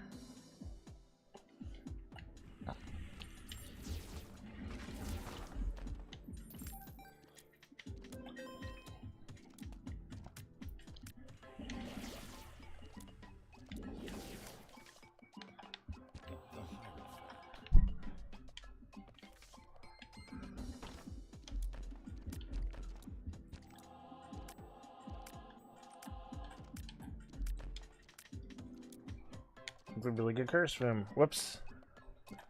Pop that while trying to scratch my nose.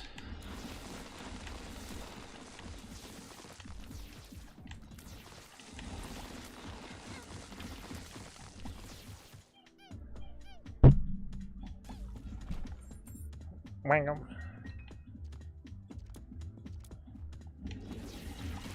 Should I continue that Chubby Spyro playthrough with Year of the Dragon? Or should I wait until the mod gets that update that I was working on?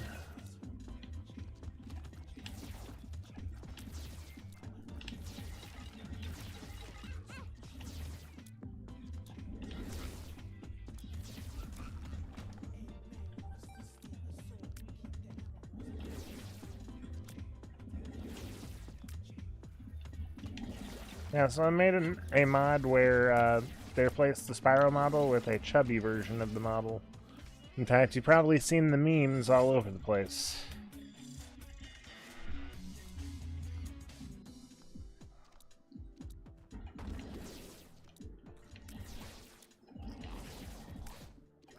I appreciate it.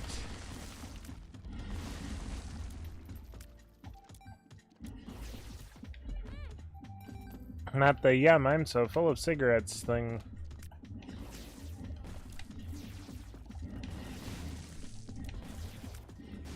Which I don't get why it turned into that. Not too bad, I guess.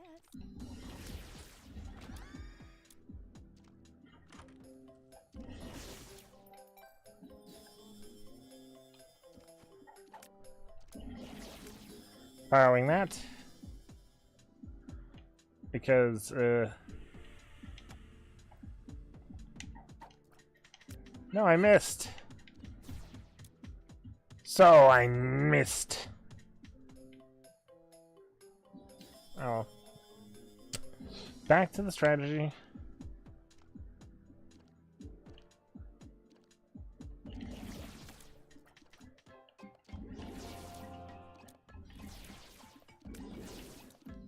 Can I even hit that with the eraser?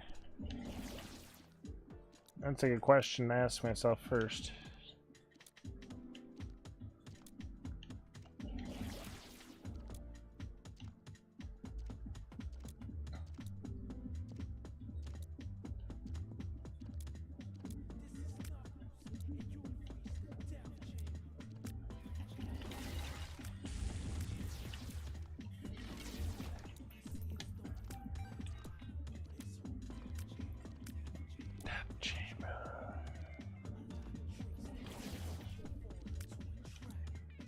That's where the skeleton was in the first place, so...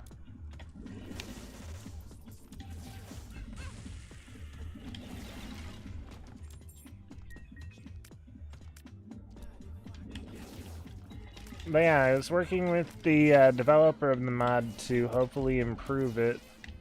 Because it's a cute little thing as it is right now, but it has the potential to be something far greater.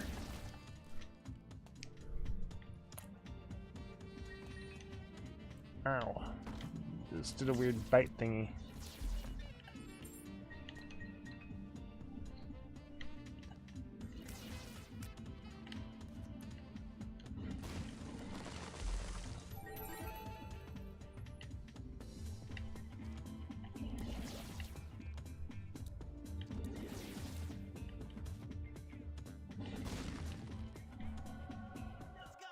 Lucky Rock!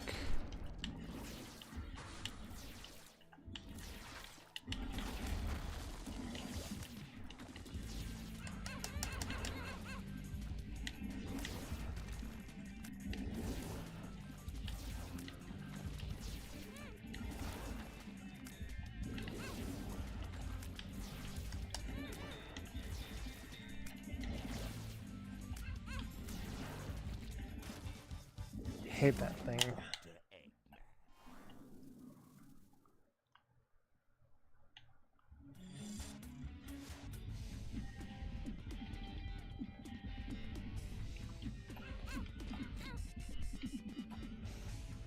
And that improvement is making it so that the weight is gem dependent, as opposed to just being by default chonky Spyro. The chonkiness of the Spyro is determined by how many gems you've collected. Also, Gehenna means...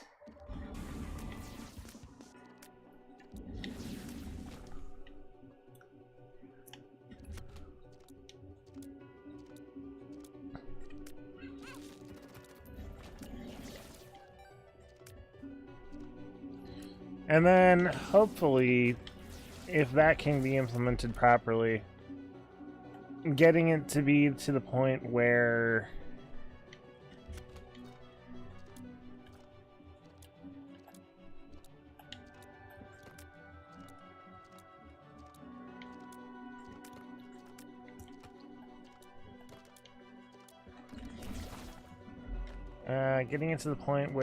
the number of gems not only affects the size but the physics as well.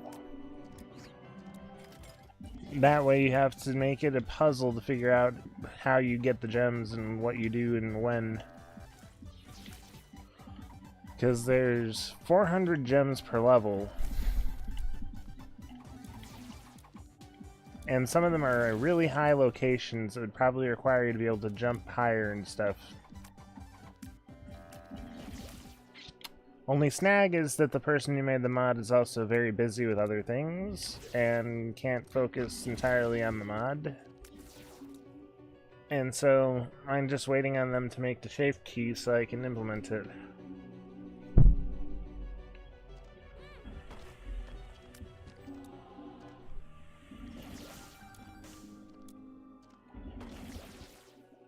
But it's not a doom and gloom story, because we're definitely going to get progress made on that, and it's definitely going to become a thing.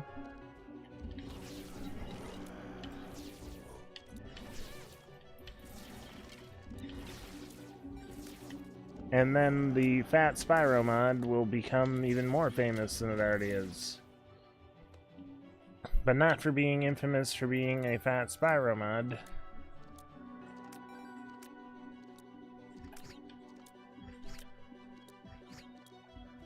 But instead for being a really cool gameplay mod. Don't forget to click the ads. Click them and give me revenue.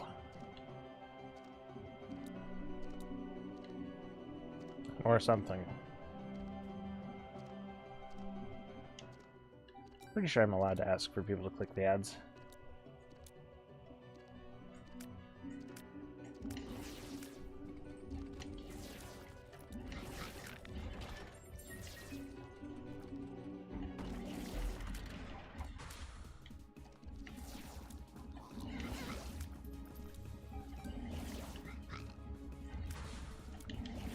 Anyway, welcome back from the ads.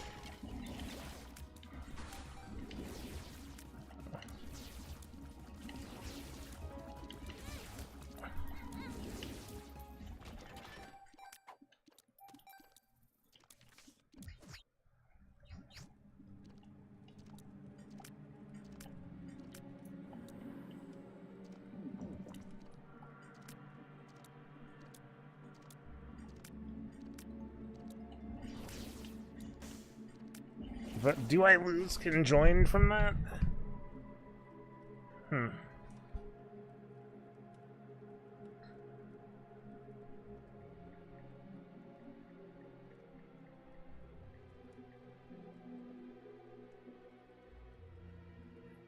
Let's see. We got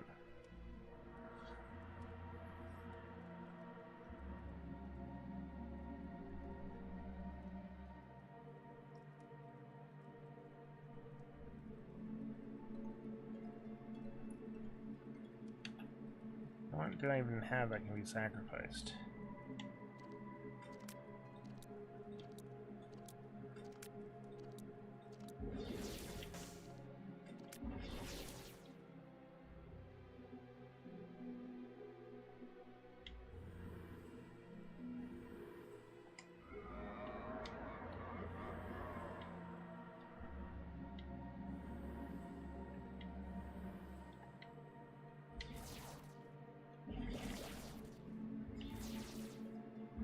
Frick, I lost conjoined. It was probably gonna be worth it. Unless I got Abaddon.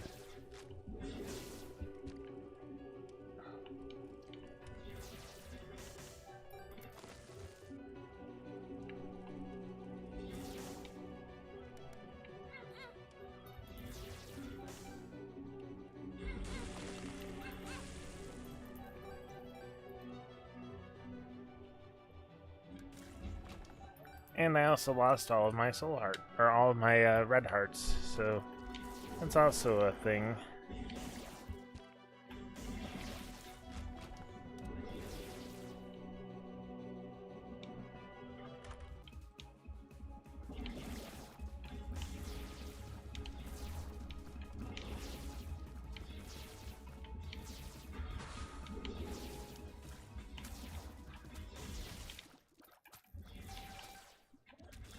A golden razor would be super useful right now because I'm getting way more coins than I know what to do with.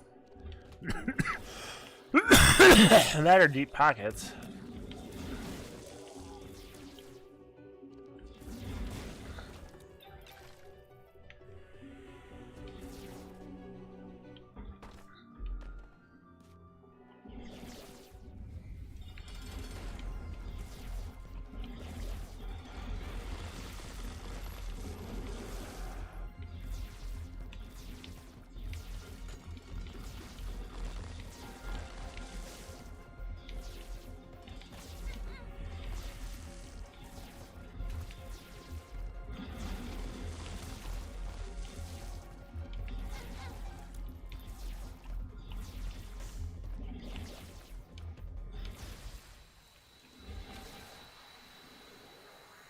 Getting rid of all my red heart containers for Abaddon was also a mistake of sorts, I would say.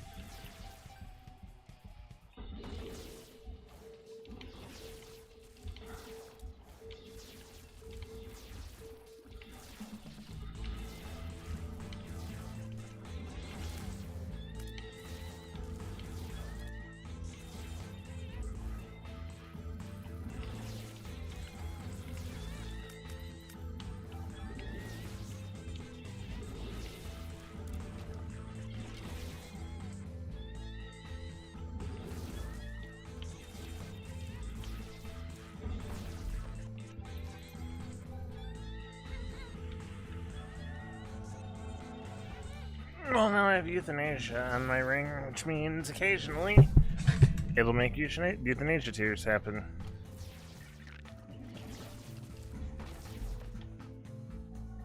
I'll take that. I needed that. Very much so. Best transformation in the game.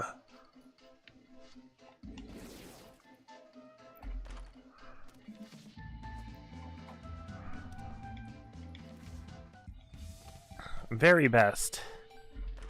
Like no one ever was.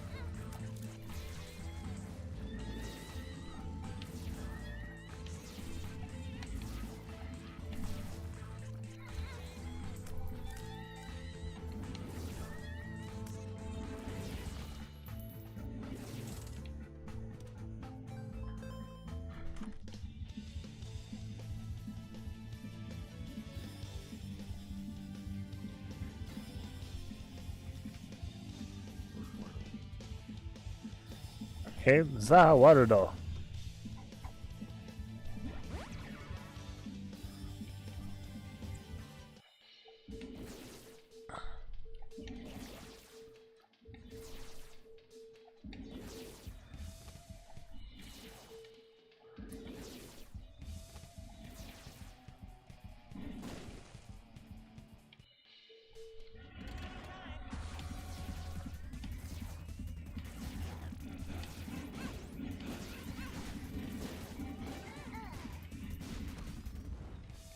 Well, that happened. Good thing everything synergizes with Dead Cat.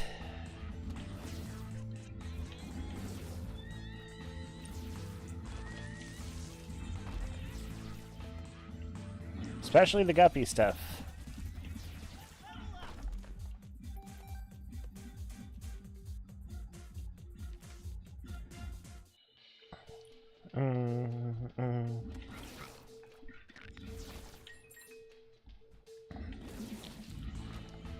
Flying is very useful in this game.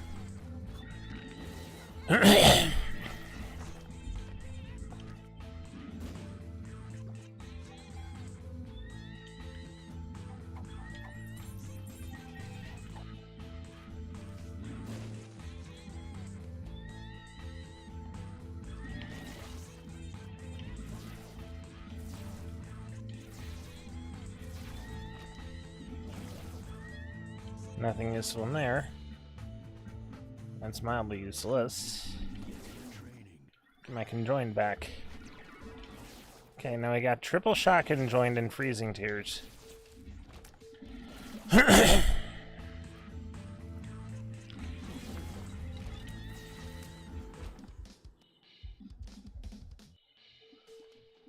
just had to have less. Okay.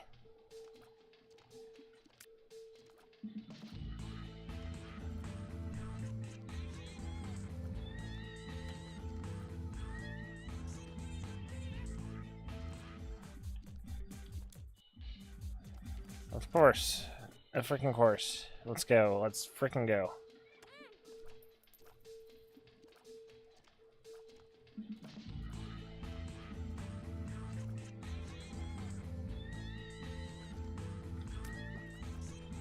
I'm not going to get an HP item from this.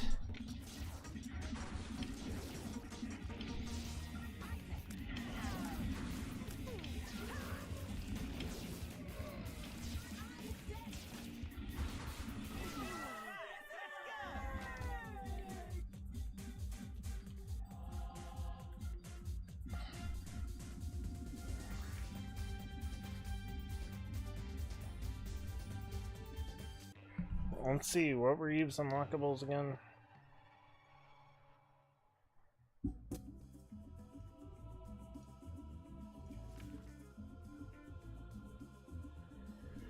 I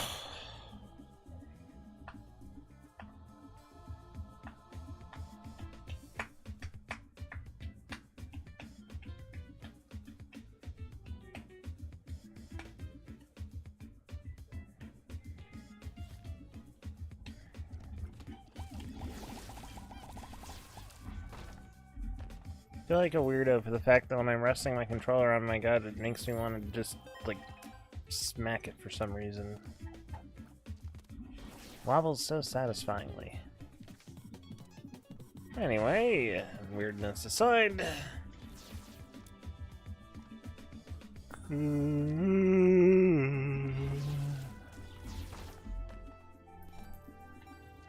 a 3-hit wonder now. Possibly soon to be more than the 3-hit wonder now.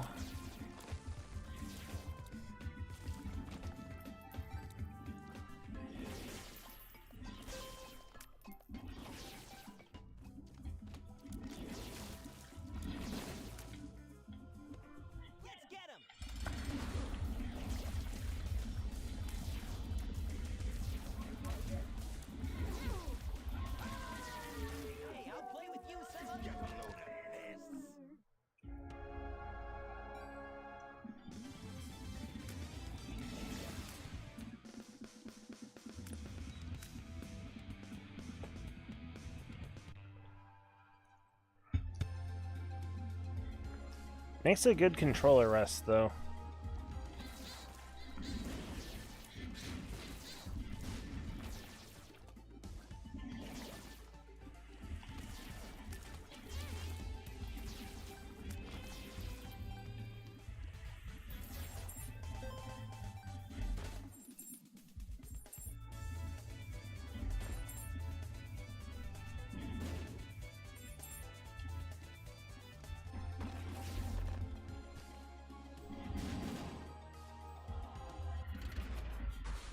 Wait, that was a delayed effect on the door? That's hilarious.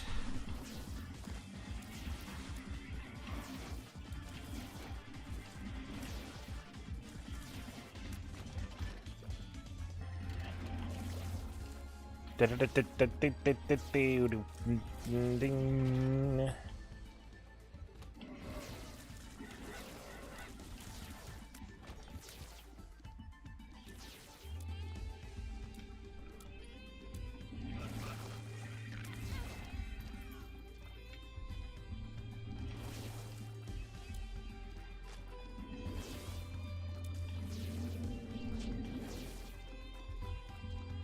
What even happened there? He freaked out and glitched.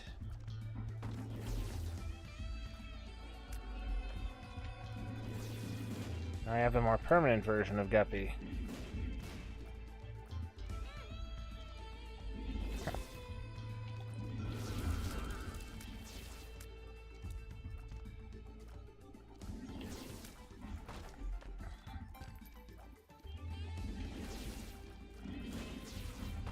Dynamite using my belly as a controller rest isn't too weird, is it? Trying to gauge what the socially acceptable level of weird is.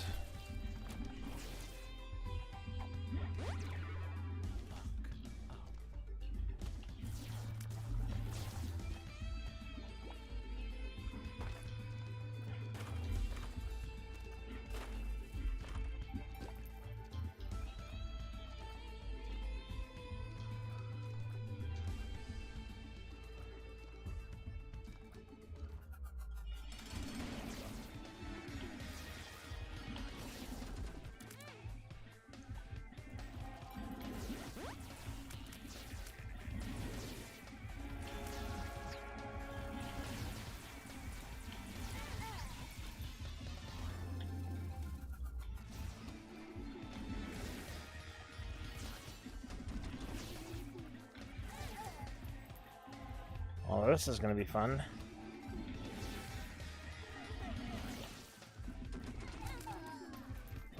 This is gonna be very fun. Serious mode engage.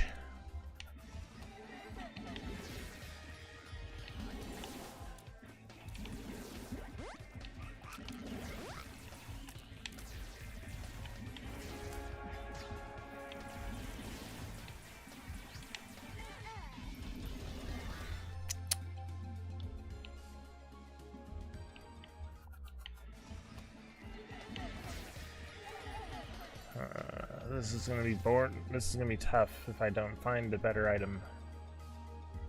Or if I don't find another good item.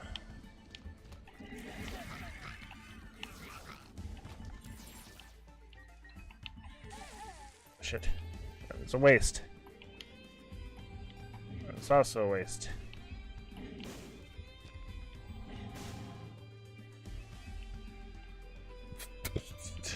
Excuse me?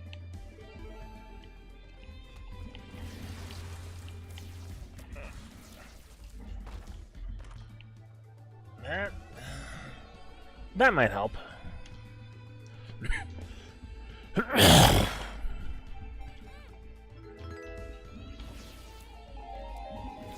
Thank you for the follow or sub, whichever one it was. Really need to get an overlay that shows me outside the game.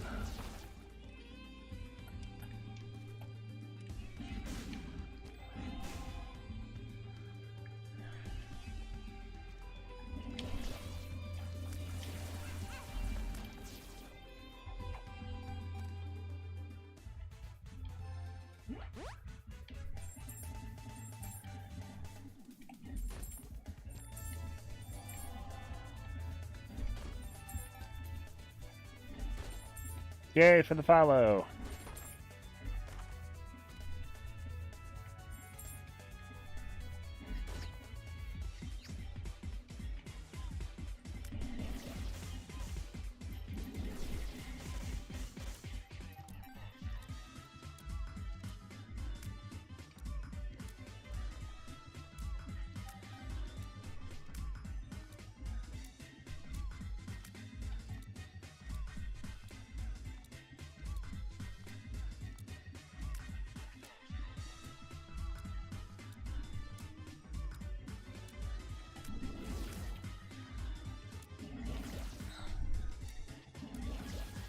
None of this is worth it.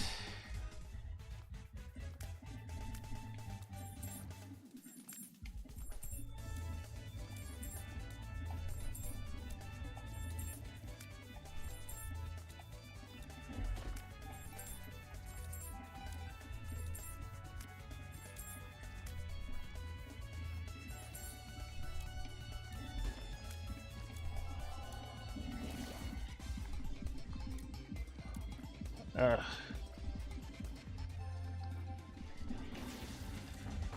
Hooray for the follow, by the way. It definitely is good that it wasn't a bot this time that followed me.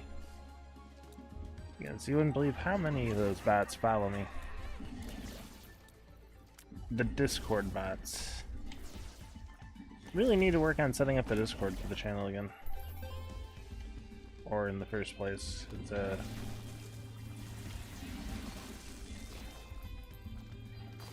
Yay! I love to see the hype. Love to see it.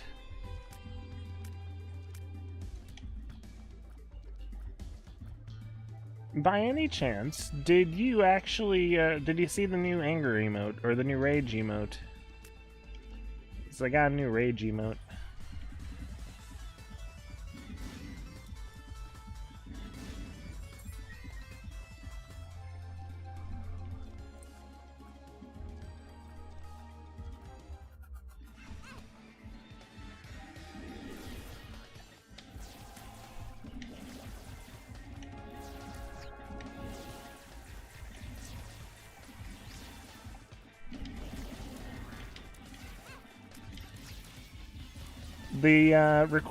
The parameters I gave the artist were is to have the "oh seriously come on" look.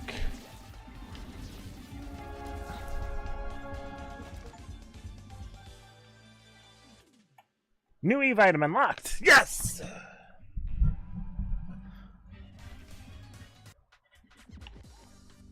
Like the groping the air, super upset look.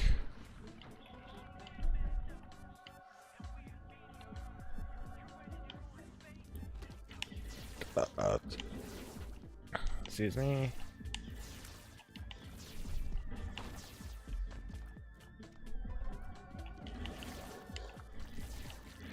Okay, that's a really good one to get while you have this item. Because now I can do that. And now Mega Fatty dies. And I don't.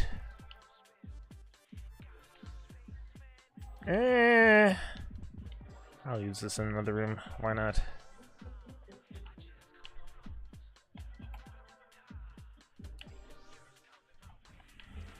Yeah, that's a good room to do it.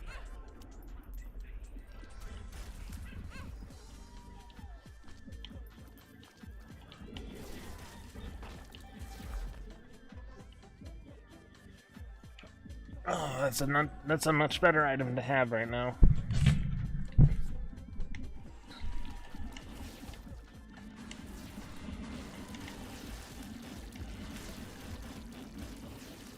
Yeah, mucormycosis might be the one that saves this run.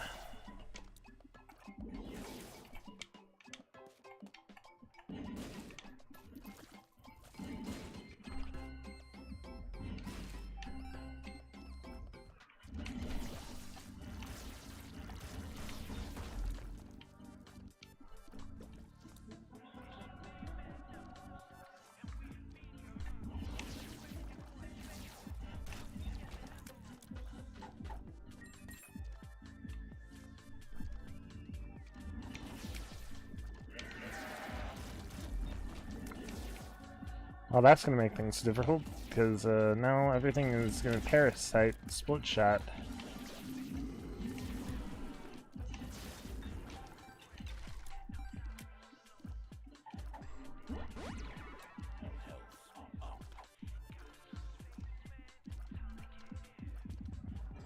Okie dokie. Get well soon.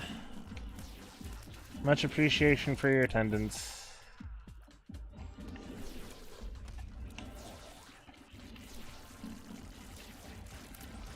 If I didn't have anyone to talk to at all, that would be very... The stream would be a lot more boring. So the viewers, you do make the stream... You make the stream go round. Round like I just became from the bucket of lard.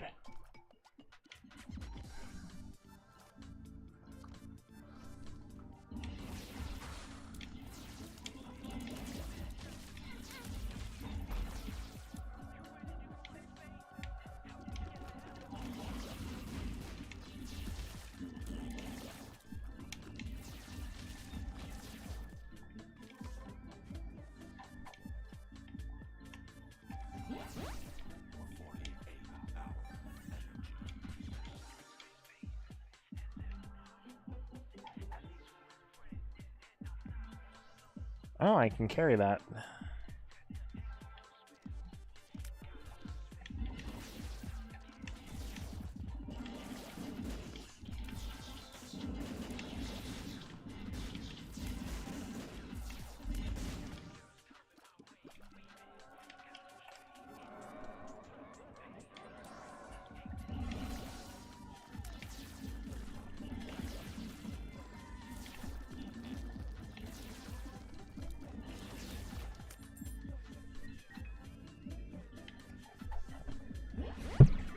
Well, this is turning out to be a really good floor. Like a really good floor.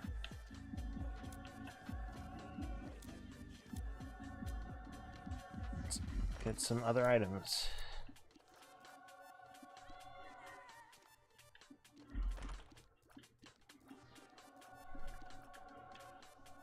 Explosivo. Okay. Muy explosivo.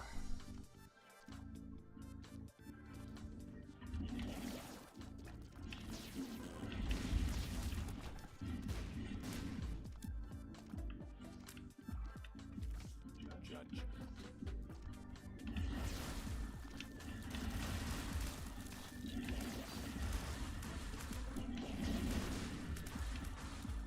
Nothing slowly get infected and explode.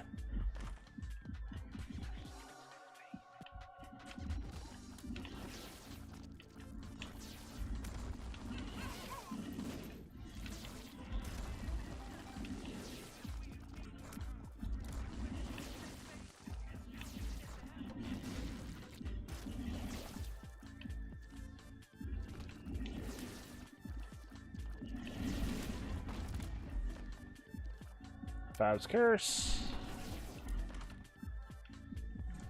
Another orbital. Why not?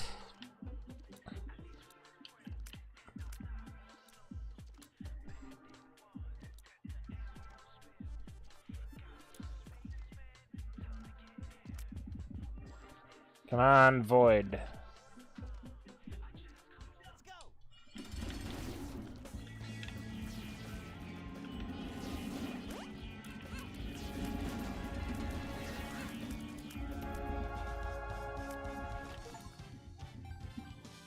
There we go.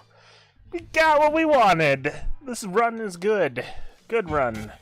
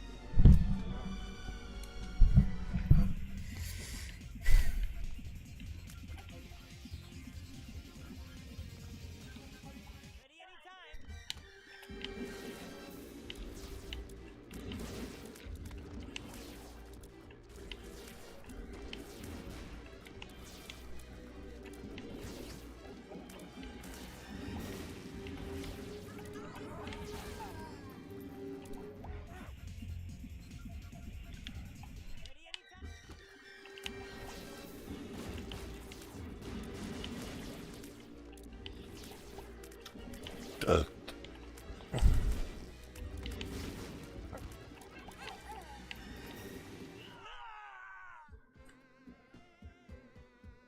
tried so hard and got so far. In the end, it didn't even matter. I had too far to lose it all.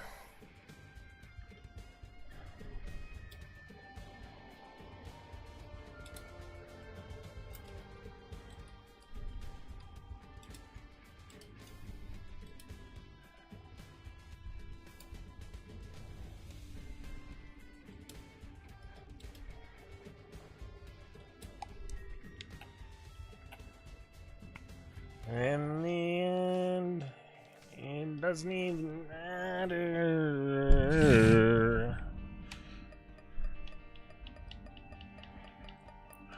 So screw it. I freaking blew it. I blew it hard, and that's enough. Let's do it. Stage 12 is through it.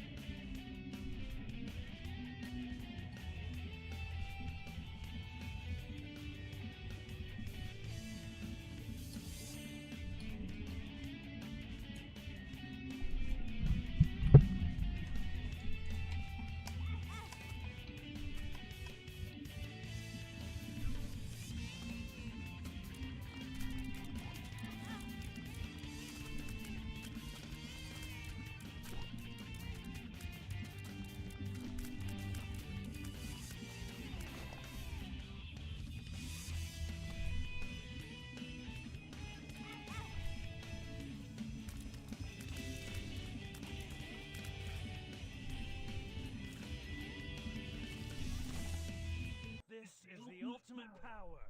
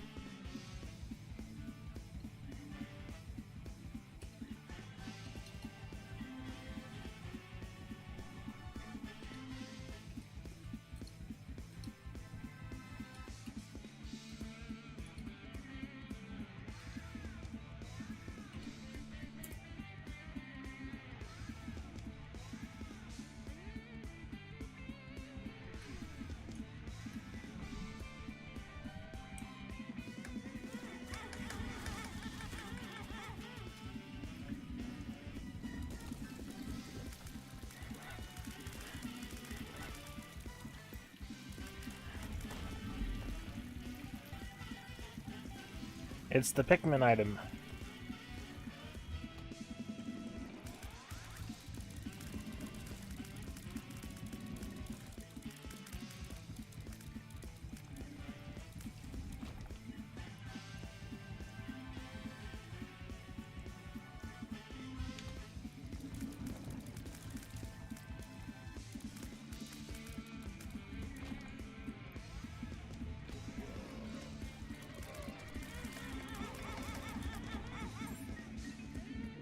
Let's get him!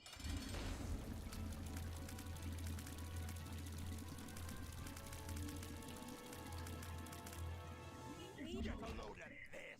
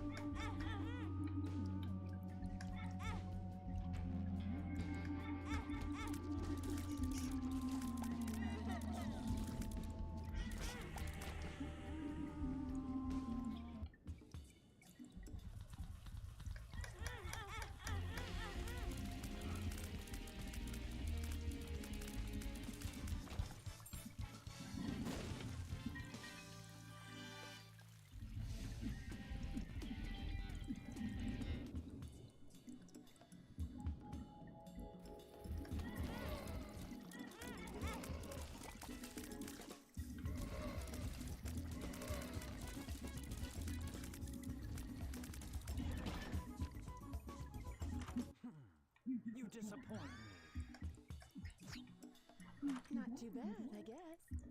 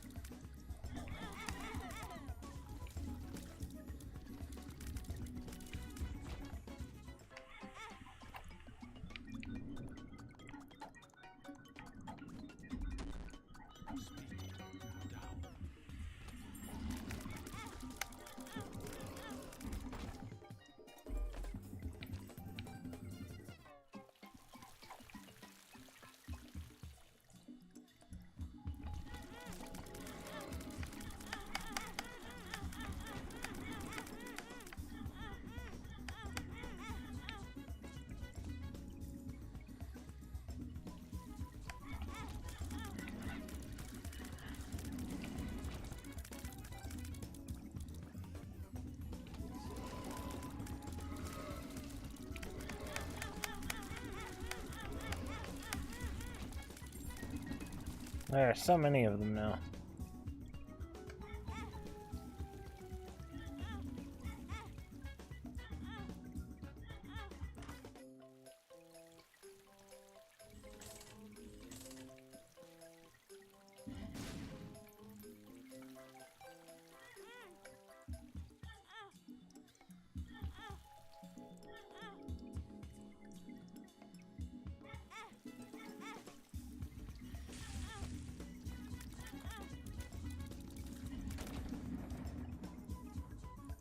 Let's go.